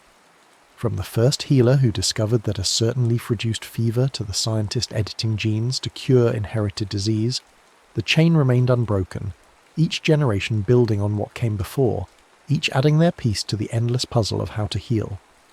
Yet healing itself evolved as a concept, expanding beyond mere physical restoration. The World Health Organization defined health not as the absence of disease, but as complete physical, mental, and social well-being. This shift acknowledged what ancient healers had always known intuitively, that humans were not just bodies to be repaired, but whole beings embedded in communities, environments, and relationships. A person could be physically healthy, yet suffer profoundly, or be dying yet find peace. Medicine had to grapple with these complexities, moving beyond the mechanical model of the body as machine towards something more holistic and humane. Pain management became its own specialty, recognizing that suffering was not always a symptom to be eliminated, but an experience to be understood and addressed with compassion. The opioid crisis in America revealed the dangers of treating pain purely as a problem to be medicated away. Millions became addicted to prescription painkillers, their lives destroyed by substances meant to heal. The pendulum had swung too far toward pharmaceutical solutions, ignoring the psychological, social, and spiritual dimensions of pain. Doctors had to relearn the value of non-drug approaches: physical therapy, cognitive behavioral therapy, meditation, acupuncture, and simply listening to patients describe their suffering. Chronic illness challenged medicine's cure-oriented mindset. Diseases like diabetes, arthritis, multiple sclerosis, and fibromyalgia could be managed but not eliminated. Patients lived for decades with conditions that required constant attention, adaptation, and acceptance. Medicine had to shift from offering cures to supporting lives, from dramatic interventions to ongoing partnership. The best physicians became coaches and allies rather than heroic saviors, helping patients navigate the daily reality of bodies that would never return to some imagined state of perfect health. Children's medicine developed its own distinct character, recognizing that young bodies and minds required different approaches than adults. Pediatrics emerged as a specialty in the 19th century, when infant mortality was staggeringly high and childhood diseases killed millions. Vaccination campaigns targeted childhood illnesses specifically, saving countless young lives. But treating children meant treating families, navigating parental fears and hopes, explaining complex medical information to worried mothers and fathers who felt helpless watching their children suffer. Neonatal medicine pushed the boundaries of viability. Premature babies born months too early, their organs underdeveloped, their bodies tiny and fragile, survived in intensive care units filled with machines. Ventilators breathed for them, feeding tubes nourished them, incubators protected them. Some survived intact, others bore lifelong disabilities from the trauma of too early birth. The ethics were wrenching. At what point was survival a gift rather than a burden? Parents faced impossible decisions, hoping for miracles while preparing for heartbreak. Reproductive medicine gave humans unprecedented control over conception and birth. In vitro fertilization allowed conception outside the body, embryos created in laboratory dishes and implanted in wombs. Couples who could not conceive naturally became parents. But the technology also enabled genetic screening, selecting embryos without hereditary diseases, or even choosing traits like sex. The line between preventing suffering and designing children grew blurry.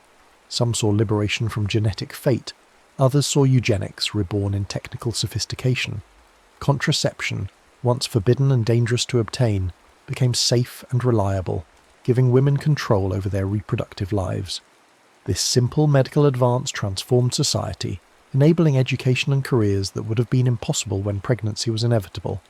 Yet access remained uneven, blocked by poverty, politics, and religion. The same technology that freed some remained out of reach for others, perpetuating cycles of inequality. Aging presented medicine with its greatest challenge and opportunity. Humans lived longer than ever before, but the extra years often brought dementia, frailty, and dependence. Gerontology studied the aging process itself, searching for ways not just to extend life, but to preserve quality, to ensure that added years were lived rather than endured. Some researchers believed aging was a disease that could be treated, even reversed. Others saw it as natural and inevitable, something to be accepted with grace rather than fought with technology. The microbiome, the trillions of bacteria living in and on human bodies, proved to be crucial for health in ways never imagined. Gut bacteria influence digestion, immunity, even mood and behaviour. Disrupting this microbial ecosystem with antibiotics or poor diet could lead to obesity, autoimmune disease, and mental health problems. Fecal transplants, moving healthy bacteria from one person to another, cured stubborn infections and showed promise for other conditions.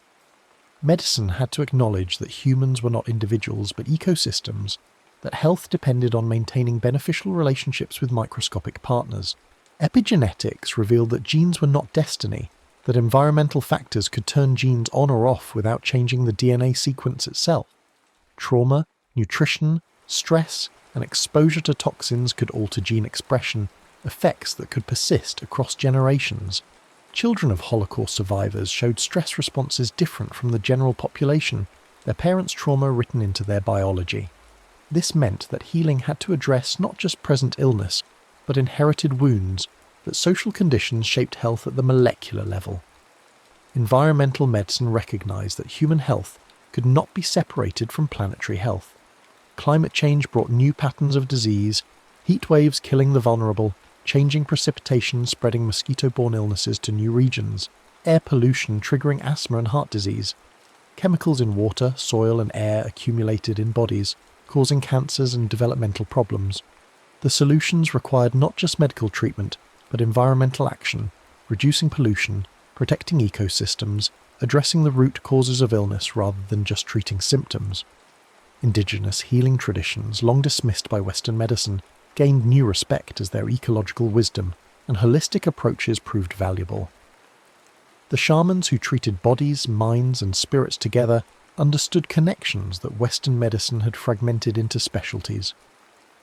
Plant medicines from traditional cultures yielded modern drugs, from aspirin derived from willow bark to cancer treatments from rainforest plants. Yet this knowledge was often extracted without compensation, biopiracy stealing centuries of accumulated wisdom. Mental health treatment evolved beyond medications and talk therapy. Exercise proved as effective as antidepressants for mild to moderate depression. Social connection protected against dementia and extended life. Purpose and meaning buffered stress and improved outcomes from physical illness. These findings validated what humans had always known intuitively, but that scientific medicine had to rediscover: that health emerged from the whole pattern of a life, not just from biochemistry. Trauma-informed care recognized that many physical symptoms had psychological roots, that bodies remembered what minds tried to forget. Childhood abuse, neglect, and trauma shaped adult health, increasing risks for heart disease, diabetes, addiction, and early death. Treating the body without addressing trauma often failed. Healing required safety, connection, and the opportunity to process and integrate painful experiences, not just medications to suppress symptoms. The opioid epidemic itself was a symptom of deeper social ailments: economic despair, social isolation, loss of purpose and community. People in pain, physical and existential, sought relief in chemicals. Medicine could treat addiction, could provide medications to ease withdrawal and reduce cravings, but could not address the underlying conditions that made oblivion preferable to consciousness. Healing addiction required rebuilding lives, not just detoxifying bodies. Precision medicine promised treatments tailored to individual genetic profiles, but it also revealed how much medicine had been essentially guessing. Drugs that worked for some patients failed or caused harm in others, differences explained by genetic variations in drug metabolism. Chemotherapy killed some cancers while others thrived, differences traced to specific mutations. As medicine became more precise, it also became more complex, requiring sophisticated testing and analysis for each patient. Liquid biopsies, detecting cancer DNA in blood samples, allowed monitoring of tumours without invasive procedures. Cancers could be tracked in real time, treatment adjusted as tumours evolved and developed resistance. The arms race between cancer and therapy accelerated, with medicine adapting to each new defensive move by malignant cells. Some cancers were beaten into remission, kept at bay indefinitely by evolving treatment strategies. Immunotherapy's success against some cancers transformed oncology. By removing the brakes on immune systems, checkpoint inhibitors allowed the body's own defences to attack tumours. Some patients with metastatic cancer, given months to live, experienced complete remissions lasting years. But immunotherapy only worked for a minority of cancers and patients, and its side effects could be severe, the unleashed immune system sometimes attacking healthy organs. The challenge was predicting who would benefit and who would only suffer. Artificial pancreas systems for diabetes combined continuous glucose monitors with insulin pumps, automatically adjusting doses based on real-time blood sugar readings. Diabetics could sleep through the night without risking dangerous lows, could eat without complex calculations. Technology was making chronic illness more manageable, taking over the exhausting cognitive burden of constant monitoring and adjustment. 3D printing of organs and tissues moved from science fiction toward reality. Bioprinters laid down layers of living cells, building structures that could grow and function.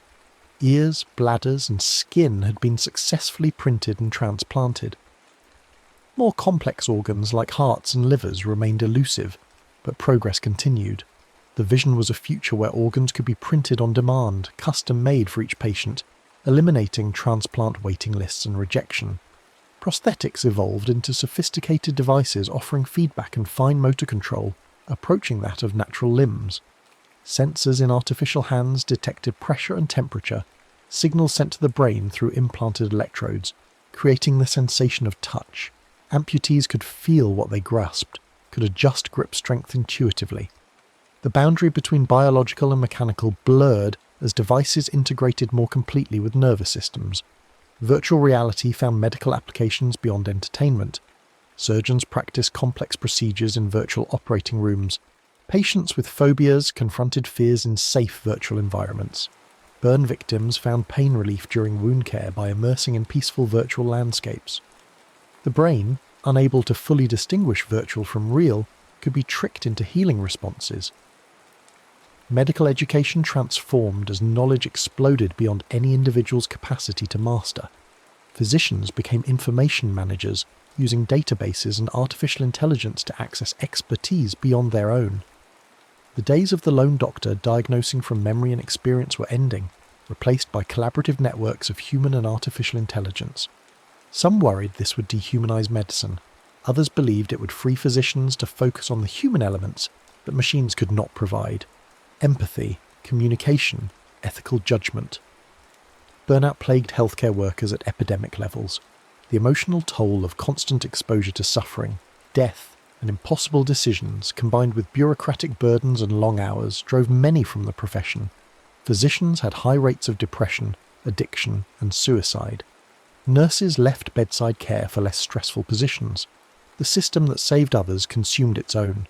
Addressing this required not just individual resilience but systemic change, reducing administrative burden, ensuring adequate staffing, creating cultures that supported rather than exploited caregivers. Community health workers, often from the communities they served, bridged gaps between medical systems and patients. They understood cultural barriers, language differences, and social contexts that shaped health behaviours. They could explain medical advice in ways that made sense, could identify resources and remove obstacles to care. Their work acknowledged that health was created in homes and neighbourhoods, not just hospitals and clinics. Food as medicine gained scientific validation. The Mediterranean diet reduced heart disease and dementia. High-fibre diets fed beneficial gut bacteria. Ultra-processed foods drove obesity, diabetes, and inflammation. Yet access to healthy food was itself a health equity issue, with fresh produce scarce in poor neighbourhoods while fast food proliferated. Addressing diet required not just education but economic and political change, ensuring everyone could afford and access nutritious food. Exercise prescription became standard practice. Physical activity recognised as powerful medicine for preventing and treating numerous conditions. Movement improved mood, cognition, sleep, immune function, and metabolic health. It reduced risks for most chronic diseases. The challenge was that modern life engineered movement out, cars replacing walking, machines replacing physical labour, screens replacing active play. Medicine had to counter environmental forces pushing towards sedentary living. Sleep medicine revealed that rest was not passive but actively restorative, essential for memory consolidation, immune function, and metabolic health. Sleep deprivation contributed to obesity, diabetes, cardiovascular disease, dementia, and mental illness. Yet modern life eroded sleep, artificial light disrupting circadian rhythms, stress, and screens keeping minds alert when bodies needed rest. Treating sleep disorders improved multiple aspects of health, simple interventions yielding broad benefits. Addiction treatment moved beyond moral failure toward understanding it as a brain disease involving complex interactions of genetics, neurobiology, trauma, and environment. Medication-assisted treatment with methadone or buprenorphine reduced overdose deaths and helped people rebuild lives. Harm reduction strategies like needle exchanges prevented HIV and hepatitis transmission. Yet stigma remained powerful, treatment often inaccessible, policies shaped more by punishment than public health. The gut-brain axis revealed direct communication between digestive system and central nervous system. Gut bacteria produced neurotransmitters affecting mood and behaviour. Inflammation in the gut influenced brain inflammation, potentially contributing to depression and neurodegeneration. Probiotic treatment showed promise for mental health conditions. The ancient intuition about gut feelings had scientific basis. The stomach was a second brain in constant conversation with the first. Wilderness medicine brought healthcare to extreme environments, mountain rescues, ocean emergencies, spaceflight, disaster zones. These challenges pushed improvisation and adaptation, working with limited equipment, making do with what was available. The lessons learned in extreme situations often improved care in resource-limited settings, teaching physicians to focus on essential interventions, to work with simple tools effectively. Disaster medicine developed protocols for mass casualty events, where normal standards of care became impossible. Triage sorted victims into categories: those who would survive without immediate intervention, those who might survive with immediate care, and those whose injuries were unsurvivable. The calculations were brutal but necessary, maximizing lives saved with limited resources. Natural disasters, wars, and pandemics all required this grim arithmetic. Military medicine drove innovations in trauma care, hemorrhage control, and rehabilitation. Battlefield lessons in stopping bleeding, protecting airways, and preventing infection saved civilian lives in emergency rooms. Amputees returning from war pushed development of advanced prosthetics. Blast injuries taught neurologists about traumatic brain injury. The horrors of war yielded medical advances, a troubling paradox where suffering drove innovation. Space medicine prepared for a future beyond Earth, studying how microgravity affected bones, muscles, cardiovascular system, and immune function. Astronauts experienced accelerated aging, radiation exposure, isolation, and confinement. Medical emergencies in space required remote guidance and improvisation. Longer missions to Mars would push medicine further, requiring surgical capability, diagnostic equipment, and pharmaceutical manufacturing in spacecraft. The challenges were immense, but they drove innovation applicable on Earth, particularly for remote and resource-limited settings. The story of healing continued to unfold, each era adding new chapters while the fundamental narrative remained constant. Technology advanced relentlessly, offering capabilities previous generations could not imagine, yet the relationship between healer and sufferer retained its ancient character. People in pain still sought someone who would listen, understand, and help. The most sophisticated artificial intelligence could not replace the human presence, the touch of a hand, the voice offering comfort and hope.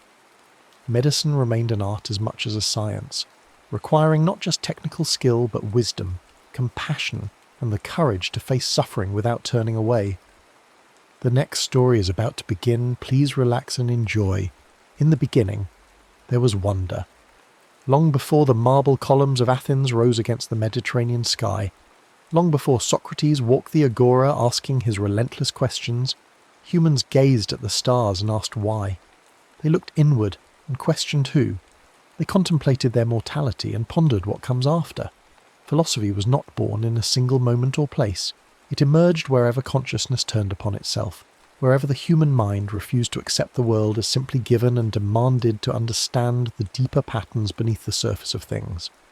In the ancient lands of India, wise men sat beneath banyan trees and composed hymns that would echo through millennia.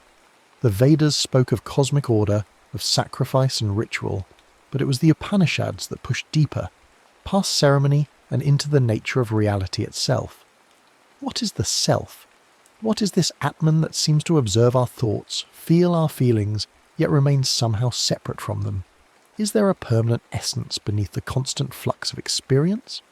These questions led to profound realizations, that the individual soul and the universal consciousness might be one and the same, that the material world might be less solid than it appears, that liberation from suffering could come through understanding rather than through action alone. The concept of karma emerged, not as punishment or reward, but as the inexorable law of cause and effect rippling through time. Every action creates consequences, every thought shapes future circumstances, every life connects to countless others in an intricate web of causation. And moksha, the liberation from this cycle, became the ultimate goal. Not escape from existence, but freedom from ignorance and suffering. Far to the east, in the fertile valleys of ancient China, a different voice emerged. Confucius walked from state to state during a time of chaos and warfare, teaching that the foundation of a good society rested not on force, but on virtue. He emphasized the relationships that bind humans together, parent and child, ruler and subject, friend and friend. These were not abstract principles, but practical wisdom for daily living. Respect your elders, he taught, not from blind obedience, but from recognition of their accumulated wisdom. Govern with benevolence, not tyranny. Cultivate yourself before attempting to improve others. His teachings emphasized ritual and propriety, but not as empty formalism, rather as the outward expression of inner cultivation. Meanwhile, another figure emerged from the mists of Chinese antiquity, perhaps historical, perhaps legendary. Laozi, the old master, spoke of a different path. Where Confucius emphasized social harmony through proper action, Laozi pointed toward the Tao, the way that cannot be named or fully articulated. He taught that true wisdom comes from aligning oneself with the natural flow of existence, from acting through non-action, from achieving through non-striving. The softest water wears away the hardest stone, not through force but through persistence and natural movement. Simplicity, spontaneity, and acceptance became the watchwords of this mystical philosophy that would influence millions. In Persia, Zoroaster proclaimed a universe split between light and darkness, truth and falsehood, good and evil. This dualistic vision would ripple outward, influencing Judaism, Christianity, and Islam, shaping how billions would understand morality and cosmic struggle. The idea that existence itself was a battleground between opposing forces, that humans had to choose sides in this eternal conflict, became a powerful framework for understanding suffering and injustice. These Eastern traditions demonstrated that philosophy was humanity's universal project, not limited by geography or culture, but emerging wherever humans possessed the leisure and inclination to question deeply. Then, on the shores of Ionia, in the Greek colonies of Asia Minor, something remarkable occurred. Men began to look at the natural world and ask not what gods controlled it, but what fundamental substance composed it. Thales of Miletus, standing by the sea, proposed that water was the primary element, the source from which all things arose and to which all things returned. It seemed reasonable. Water could be solid ice, flowing liquid, or invisible vapour. It was essential for life. Perhaps everything was simply water in different forms. Anaximenes suggested air instead, noting how breath was synonymous with life itself. But Heraclitus looked deeper and saw not substance but process. Everything flows, he declared. You cannot step into the same river twice, because new waters are constantly flowing in. The river seems permanent, but it is actually ceaseless change. Fire became his symbol, not as a substance but as transformation itself, the constant flux that underlies all apparent stability. Identity is an illusion. Becoming is the only reality. Parmenides vehemently disagreed. Change itself is impossible, he argued through rigorous logical reasoning. Being is. Non-being is not and cannot be. How can something change from one state to another? The intermediate state would be neither the first nor the second, a logical impossibility. Therefore, change must be an illusion created by our deceptive senses. True reality is eternal, unchanging, and one. The apparent multiplicity and motion of the world is mere appearance, a veil over the unchanging truth of being. Pythagoras added another voice, claiming that numbers held the secret to reality. Mathematical relationships governed the cosmos, the harmonies of music, the movements of celestial bodies, the proportions of beauty. Understanding mathematics meant understanding the deep structure of existence. These pre-Socratic thinkers, each proposing their own vision of reality's foundation, moved human thought from mythology to philosophy, from stories about gods to rational arguments about the nature of things. Then came the Golden Age, centered in Athens, where democracy and philosophy flourished together. Socrates walked the marketplace, dishevelled and provocative, approaching the confident and powerful with deceptively simple questions. What is justice? What is courage? What is virtue? At first his interlocutors would offer quick answers, certain of their understanding. But through careful questioning, Socrates would reveal contradictions, expose unexamined assumptions, demonstrate that what seemed clear was actually confused. He claimed no wisdom himself except the recognition of his own ignorance, and this, he insisted, made him wiser than those who thought they knew but did not. The unexamined life is not worth living, he proclaimed at his trial. Even facing death, he refused to stop questioning, refused to accept conventional answers without scrutiny. His method, the dialectic, the back and forth of question and answer, became a model for philosophical investigation that endures to this day. Plato, Socrates' devoted student, was devastated by his master's execution. How could a just man be killed by a democratic government? How could the pursuit of truth be punished by society? Plato's answer reshaped philosophy. The material world, he concluded, was merely a shadow of true reality. Perfect forms existed in an eternal realm, the form of justice, the form of beauty, the form of the good. These were not mere concepts, but genuine realities, more real than any physical object. A beautiful painting was beautiful only because it participated imperfectly in the eternal form of beauty. A just action was just only because it reflected the form of justice. Plato's allegory of the cave illustrated this dramatically. Humans are like prisoners chained in a cave, watching shadows on the wall and mistaking them for reality. The philosopher is the one who breaks free, climbs out into the sunlight, sees the true world of forms, and returns, usually unwelcome, to tell others what he has discovered. This vision of two worlds, one material and imperfect, one eternal and perfect, would influence Western thought for thousands of years. Aristotle, Plato's student, loved his teacher but disagreed fundamentally. forms do not exist in some separate realm, he argued, but are embedded in the things themselves. To understand justice, study just actions. To understand life, observe living organisms. Aristotle was perhaps the first great scientist-philosopher, meticulously observing and classifying the natural world, from politics to biology, from ethics to poetry. His ethical theory centred on eudaimonia, human flourishing, achieved through virtue. But virtue, he taught, is not following rigid rules. It is finding the golden mean between extremes. Courage lies between cowardice and recklessness. Generosity lies between stinginess and wastefulness. Wisdom involves knowing which extreme to avoid in which circumstance. Aristotle's influence was so profound that for centuries, the philosopher meant Aristotle and no other. His logic, his categories, his methods shaped how the West thought about everything. As the Greek city-states declined and vast empires rose, philosophy changed its focus from understanding reality to surviving it. The Stoics, founded by Zeno of Citium, taught that virtue was sufficient for happiness. External circumstances, wealth, health, reputation, were indifferents, neither good nor bad in themselves. What mattered was maintaining tranquility through self-control and acceptance of fate. The universe operates according to logos, divine reason, they taught. Everything happens for a reason within a rational cosmic order. Resisting this order creates suffering. Accepting it brings peace. Marcus Aurelius, a Roman emperor, wrote his meditations in the camps of war, reminding himself that all is transient, that death comes to all, that only virtue has lasting value. Epicurus offered a different path to peace. Pleasure is the highest good, he declared, but not the pleasure of indulgence.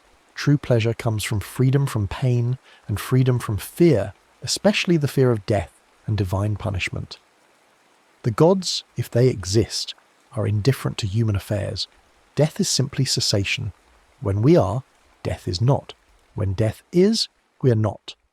Why fear what cannot touch us? Epicurus recommended a simple life, good friends, and freedom from politics and striving. His garden in Athens became a sanctuary where followers lived modestly and philosophized about how to eliminate unnecessary desires and achieve ataraxia, undisturbed tranquility. The skeptics, led by Pyrrho, took questioning to its logical extreme. Every claim can be doubted, every argument challenged. For every reason to believe something, there is an equal and opposite reason to doubt it. Therefore, suspend judgment entirely. This suspension of judgment, they claimed, paradoxically led to peace. The dogmatists, whether Stoic or Epicurean, suffered from defending their positions and arguing with opponents. The skeptic, committed to nothing, troubled by nothing, floated above such conflicts.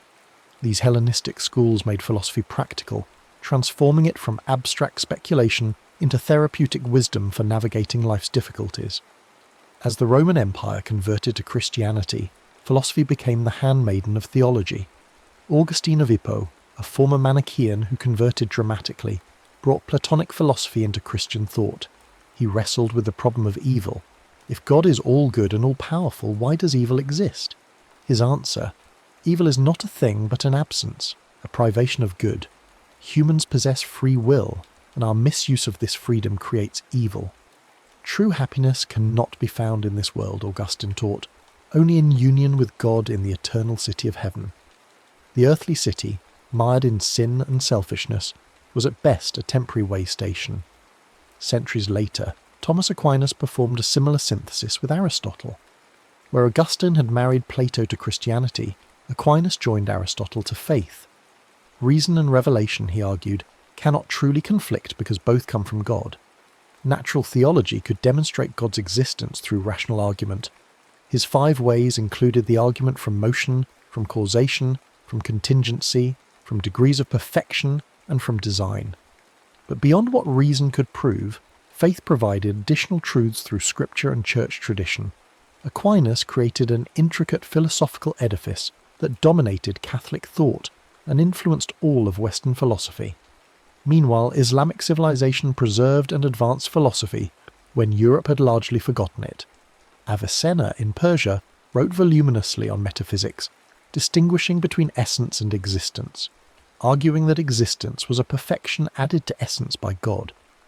His floating man thought experiment asked, if you were suspended in air, unable to sense your body or surroundings, would you still know that you exist? This anticipates Descartes' cogito by centuries. Averroes, in Spain, wrote comprehensive commentaries on Aristotle that became standard texts, arguing for the harmony of reason and revelation while maintaining their distinct spheres. In Jewish thought, Maimonides attempted to reconcile Aristotelian philosophy with Torah, writing his guide for the perplexed to help educated Jews navigate between faith and reason. These medieval philosophers ensured that the Greek heritage survived and developed, eventually flowing back into European thought during the Renaissance. The Renaissance brought a rebirth of classical learning and a celebration of human potential. Humanism placed humanity at the centre of concern. Pico della Mirandola's oration on the dignity of man proclaimed that humans alone among creatures could shape their own nature. We are not fixed like animals. We can become beast-like through vice, or godlike through virtue. This dignity carries responsibility. We must cultivate ourselves, develop our reason, realise our potential. Erasmus promoted education, tolerance, and the reform of Christianity through scholarship rather than through violence. The Renaissance was less about systematic philosophy than about recovering ancient wisdom and applying it to human flourishing. Then came the great revolution in thought called the Enlightenment. René Descartes, sitting in a stove-heated room in Germany, decided to doubt everything he could possibly doubt. Perhaps his senses deceived him. Perhaps an evil demon manipulated his thoughts. But one thing remained indubitable. The very fact that he was thinking proved that he existed. Cogito ergo sum. I think, therefore I am. From this foundation of certainty, Descartes attempted to rebuild knowledge using reason alone. His method of doubt and his emphasis on clear and distinct ideas shaped how philosophy would proceed. Rationalism claimed that reason, not experience, was the primary source of knowledge. Baruch Spinoza, a lens grinder in Amsterdam, took this rationalism to radical conclusions. There is only one substance, he argued, God or nature. Everything that exists is a modification of this single substance. Humans are not separate souls, but finite modes of the infinite. Free will is an illusion. Everything follows necessarily from the nature of God. This deterministic vision, which equated God with nature and denied personal immortality, got Spinoza excommunicated from the Jewish community and reviled by Christians. Yet his ethics, written in geometric form with axioms and proofs, presented a vision of peace through understanding our place in the cosmic order. Gottfried Leibniz offered a more optimistic rationalism. This is the best of all possible worlds, he claimed, not because it contains no evil, but because God, in his infinite wisdom, chose the optimal balance of good over evil from among infinite possible worlds. Leibniz's metaphysics proposed countless monads, simple substances without parts, each reflecting the entire universe from its unique perspective. His principle of sufficient reason stated that nothing happens without a reason, even if we cannot discern it. Against the rationalists stood the empiricists, who insisted that all knowledge comes from experience. John Locke argued that the mind at birth is a tabula rasa, a blank slate, written upon by sensory experience. There are no innate ideas, only the ideas we build from sensations and reflections upon those sensations. Locke's political philosophy was equally influential. Government exists by consent of the governed, and when government violates natural rights to life, liberty and property, revolution becomes justified.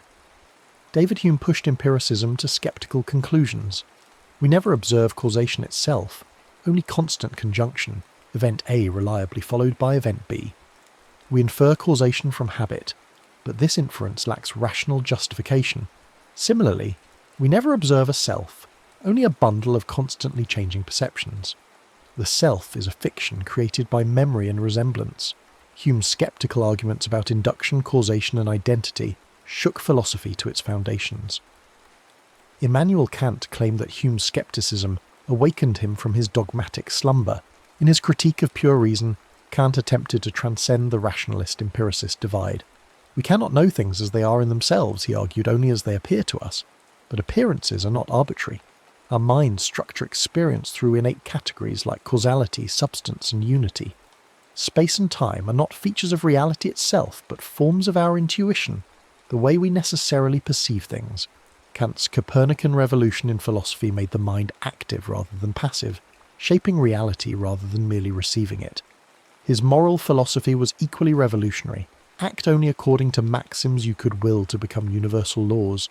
Treat humanity always as an end, never merely as a means. Morality comes from reason and autonomy, not from divine command or consequences. The Enlightenment's political philosophy transformed nations. Montesquieu analysed forms of government and advocated for separation of powers, executive, legislative and judicial, as protection against tyranny. Rousseau proclaimed that man is born free but is everywhere in chains, arguing that legitimate government must rest on a social contract embodying the general will. Voltaire championed freedom of thought and speech, opposing religious fanaticism and political oppression with wit and reason. These ideas fueled the American and French revolutions, reshaping the political landscape. The 19th century brought sweeping, systematic philosophies.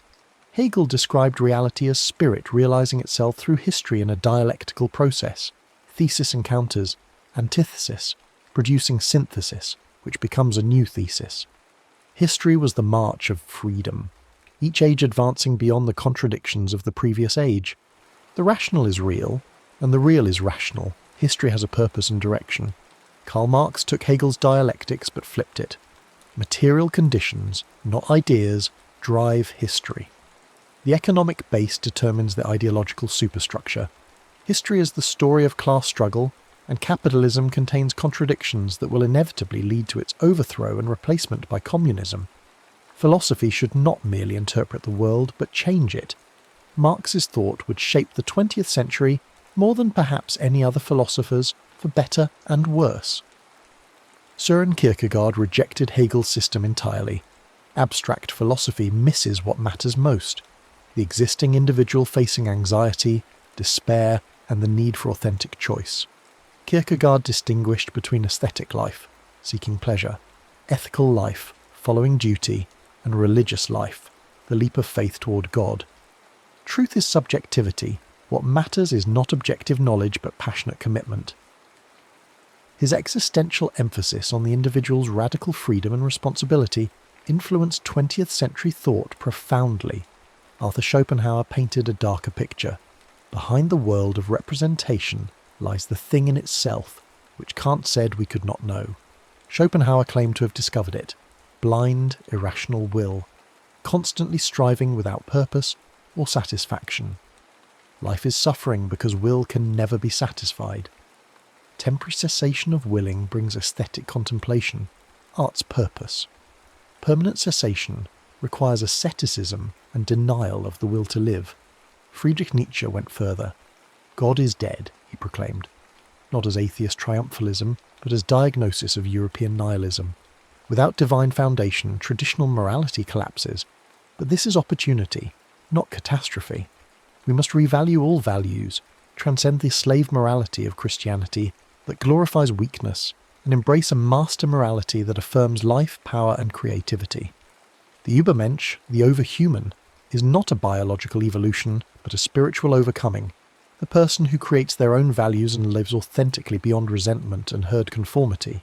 The will to power drives all existence, not as domination, but as growth, overcoming, creation. The 20th century splintered philosophy into multiple schools. Analytic philosophy, beginning with Bertrand Russell and G.E. Moore, emphasized logical rigor and clarity. Ludwig Wittgenstein's early work attempted to show the logical structure of language and reality. His later philosophy took a different turn. Meaning comes from use, not from reference to objects or mental states. Philosophy's task is dissolving confusions created by misunderstanding how language actually works. Phenomenology, founded by Edmund Husserl, sought to describe consciousness rigorously. Bracket metaphysical assumptions and examine experience as it appears. Martin Heidegger, Husserl's student, asked the question of being. What does it mean for something to be? Humans are Dasein, being there, thrown into a world not of our choosing yet responsible for creating meaning through our choices. Authenticity requires confronting our mortality and choosing to live genuinely rather than losing ourselves in the they, the anonymous crowd. Existentialism flourished after World War II. Jean-Paul Sartre proclaimed that existence precedes essence. Humans are condemned to be free, radically responsible for creating their own nature through choices. Bad faith is deceiving ourselves about this freedom, pretending we have no choice when we do. His partner Simone de Beauvoir applied existentialism to gender, arguing that one is not born, but rather becomes, a woman. Gender is performed and constructed, not simply given. Albert Camus confronted the absurd, the conflict between our desire for meaning and the universe's silence. Suicide is rejecting the absurd. Faith is escaping it. The authentic response is revolt, embracing life passionately despite its meaninglessness, like Sisyphus eternally pushing his boulder, whom we must imagine happy.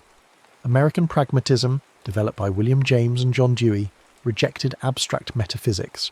Truth is what works in practice. Ideas are instruments for dealing with reality, not pictures of eternal essences. Democracy is not just a political system, but a way of life requiring education, experimentation, and continuous growth. James defended religious faith not on dogmatic grounds, but because religious beliefs can be pragmatically justified for those who find them meaningful. Postmodern philosophy deconstructed traditional certainties. Michel Foucault analysed how power and knowledge intertwine, how institutions like prisons, hospitals and schools create and regulate subjects. Truth is not neutral, but produced within power relations. Jacques Derrida deconstructed binary oppositions, showing how each term depends on its opposite, how meaning is unstable, always deferred. Jean-François Lyotard declared incredulity toward meta-narratives, suspicion of grand stories claiming to explain everything. Today, philosophy has become truly global. African philosophy, long dismissed by Western academics, articulates communal values, Ubuntu ethics, and distinctive epistemologies. Indigenous philosophies offer alternatives to Western individualism and dualism, emphasizing relationality and respect for nature. Feminist philosophy continues revealing how supposedly neutral reasoning often embeds male perspectives. Philosophy addresses artificial intelligence ethics, climate change, genetic engineering, identity, justice, inequality. It remains alive not as a settled body of truths, but as ongoing conversation, multiple voices engaged in humanity's oldest project, understanding ourselves and our world. The journey through philosophy reveals no final answers, only better questions. From ancient sages to contemporary thinkers, from Athens to Beijing to Nairobi, humans have sought wisdom through reason, intuition, experience, and dialogue. Philosophy shows us that certainty is elusive but understanding is possible, that we stand on the shoulders of those who question before us, and that the unexamined life remains, as Socrates insisted, not worth living. Yet this is not where the story ends, for philosophy continues to evolve, responding to new challenges and integrating voices previously unheard. The 20th century's latter half saw philosophy grappling with language in unprecedented ways. The linguistic turn emphasized that many philosophical problems arise from misunderstanding how language functions. Ordinary language philosophers like J.L. Austin and Gilbert Ryle examined how we actually use words in everyday contexts, revealing that philosophical puzzles often dissolve when we recognize category mistakes or speech acts we perform unconsciously. When I say, "I promise," I am not describing a mental state but performing an action. The utterance itself constitutes the promise. Similarly, talking about the mind as if it were a ghost in a machine, Ryle argued, commits a category error, confusing dispositional properties with occult entities. Meanwhile, philosophy of mind confronted the hard problem of consciousness. How does subjective experience arise from objective physical processes? Thomas Nagel asked what it is like to be a bat, arguing that subjective experience has an irreducible first-person character that third-person scientific description cannot capture. Frank Jackson's knowledge argument imagined Mary, a scientist who knows everything physical about colour but has lived in a black and white room. When she finally sees red, does she learn something new? If so, physicalism seems incomplete. David Chalmers distinguished easy problems of consciousness, explaining cognitive functions, from the hard problem, why is there subjective experience at all? These questions remain unresolved, bridging philosophy, neuroscience, and artificial intelligence. Philosophy of science too underwent transformation. Karl Popper argued that scientific theories cannot be verified, only falsified. Good science makes risky predictions that could prove it wrong. The demarcation between science and pseudoscience lies not in confirmation, but in falsifiability. Thomas Kuhn challenged this orderly picture with his analysis of scientific revolutions. Normal science operates within paradigms, shared frameworks of assumptions, methods, and exemplars. But anomalies accumulate, crises emerge, and revolutionary paradigm shifts occur. Copernican astronomy replacing Ptolemaic, relativity replacing Newtonian mechanics. These shifts are not purely rational, but involve social, psychological, and historical factors. Paul Feyerabend took this further, arguing that scientific method is a myth. Successful science has always involved methodological anarchism, whatever works. His provocative slogan, "Anything goes," challenged the supremacy of scientific rationality. Ethics expanded beyond traditional Western frameworks. Peter Singer applied utilitarian reasoning to animal rights, arguing that the capacity to suffer, not species membership, determines moral status. Speciesism, he claimed, is as arbitrary and indefensible as racism. His effective altruism movement asks how we can do the most good with our resources, sometimes reaching counterintuitive conclusions about charitable giving and career choice. Carol Gilligan challenged the masculine bias in moral development theory, proposing an ethic of care alongside the traditional ethic of justice.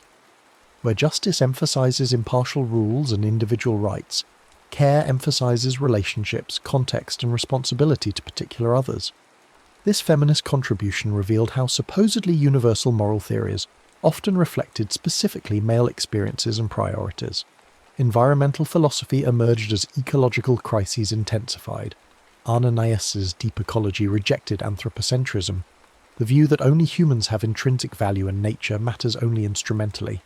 Instead, all living beings possess inherent worth, and humans should minimize their interference with natural processes. Holmes Rolston. The third argued that ecosystems themselves have value beyond their constituent organisms. Environmental pragmatism, represented by thinkers like Brian Norton, sought practical solutions without requiring consensus on fundamental values. Convergence on policy can occur from diverse philosophical starting points. Climate change has made environmental philosophy urgent, raising questions about intergenerational justice, collective responsibility, and whether liberal individualism can adequately address problems requiring coordinated global action. Political philosophy experienced revival through John Rawls's A Theory of Justice. Rawls proposed a thought experiment. Imagine choosing principles of justice from behind a veil of ignorance, not knowing your position in society, your race, class, gender, talents, or conception of the good. What principles would rational, self-interested people choose? Rawls argued they would choose equal basic liberties and allow inequalities only if they benefit the least advantaged. This social contract theory provided sophisticated defense of liberal egalitarianism.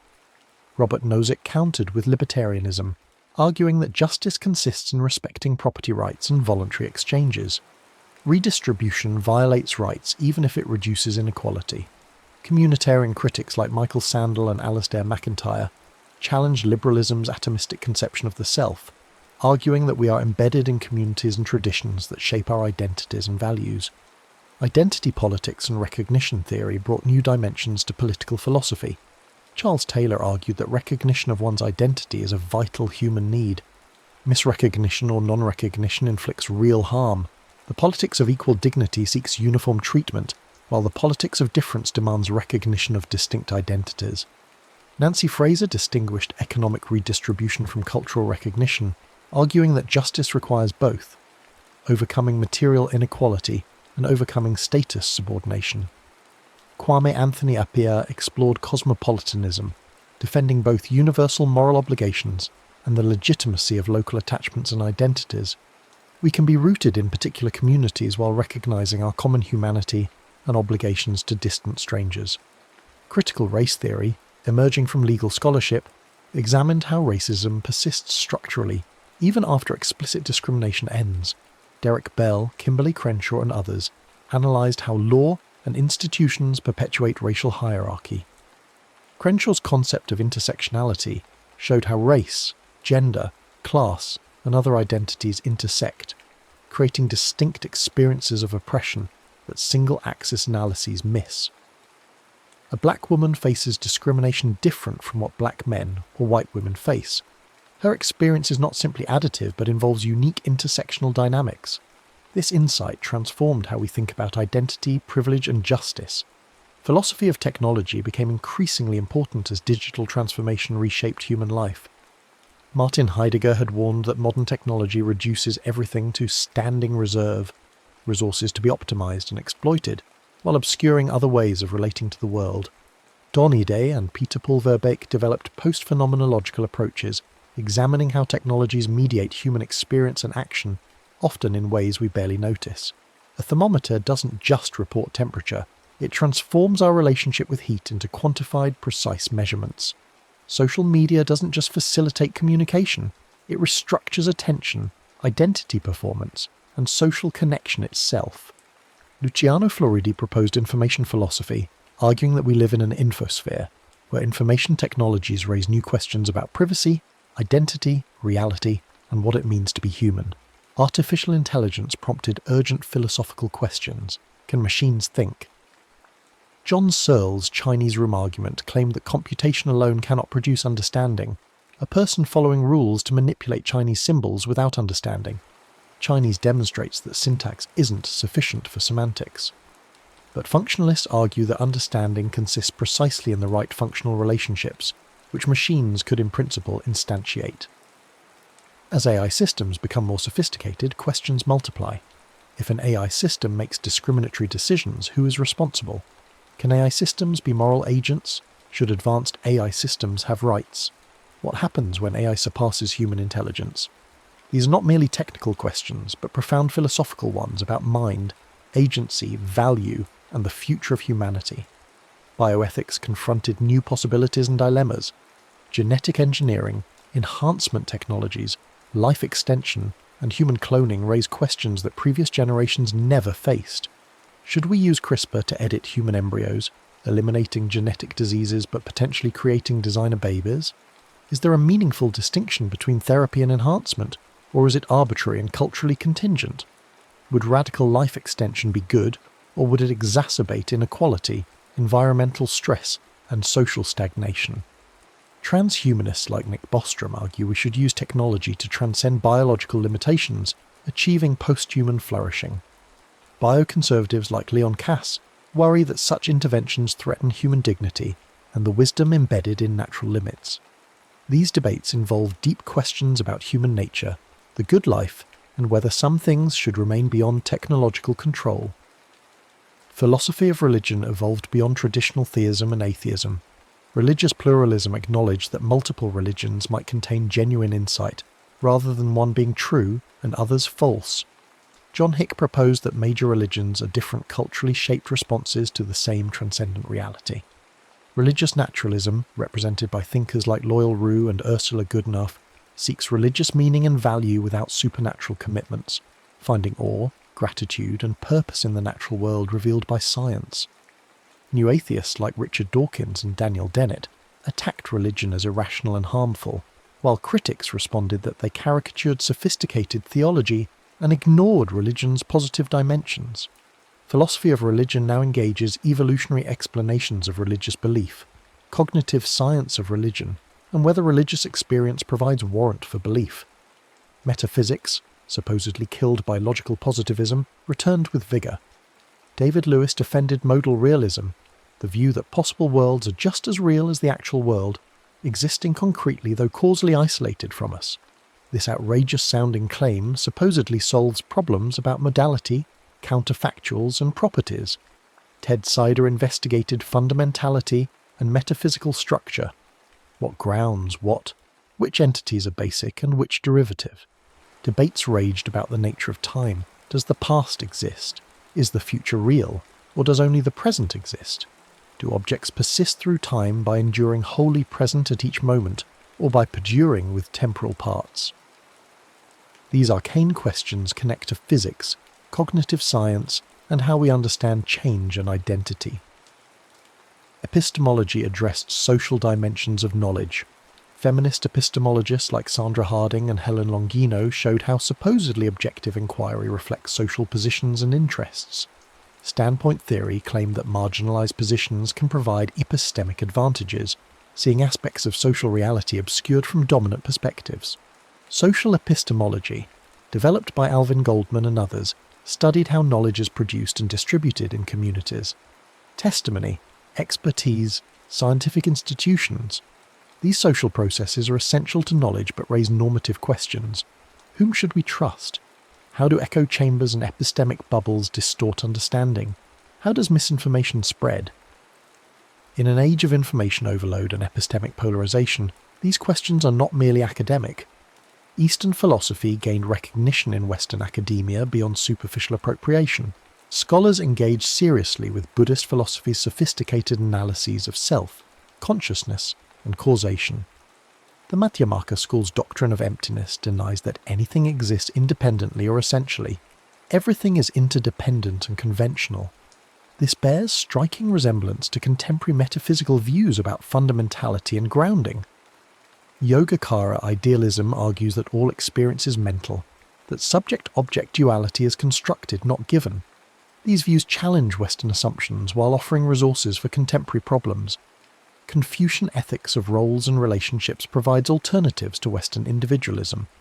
Taoist spontaneity and non-coercive action resonate with contemporary critiques of instrumental rationality and control.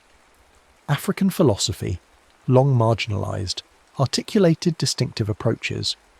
Ubuntu philosophy emphasizes that a person is a person through other persons.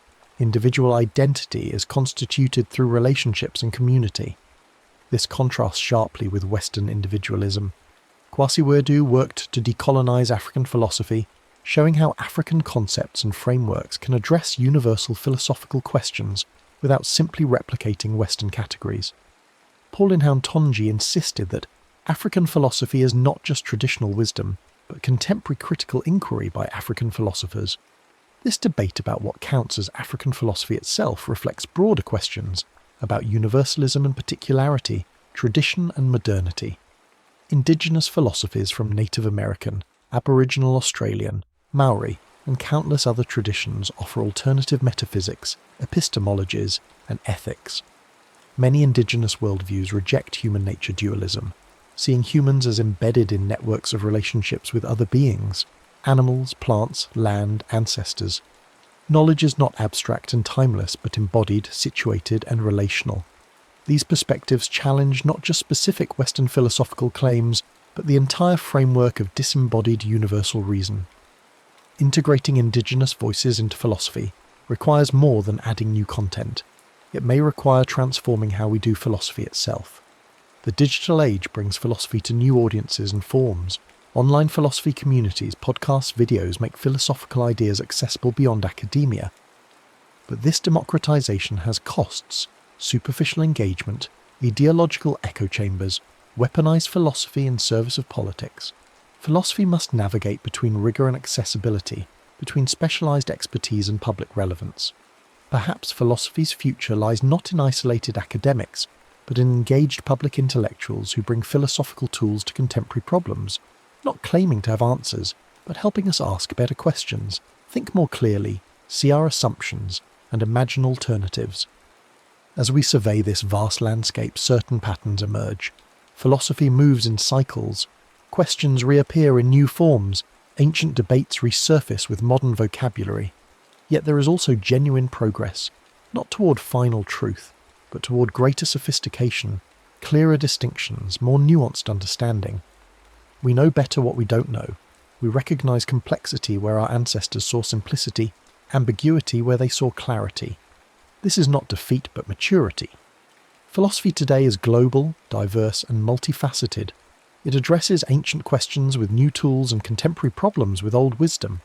It spans from abstract metaphysics to urgent practical ethics, from formal logic to phenomenological description, from armchair speculation to engagement with empirical science.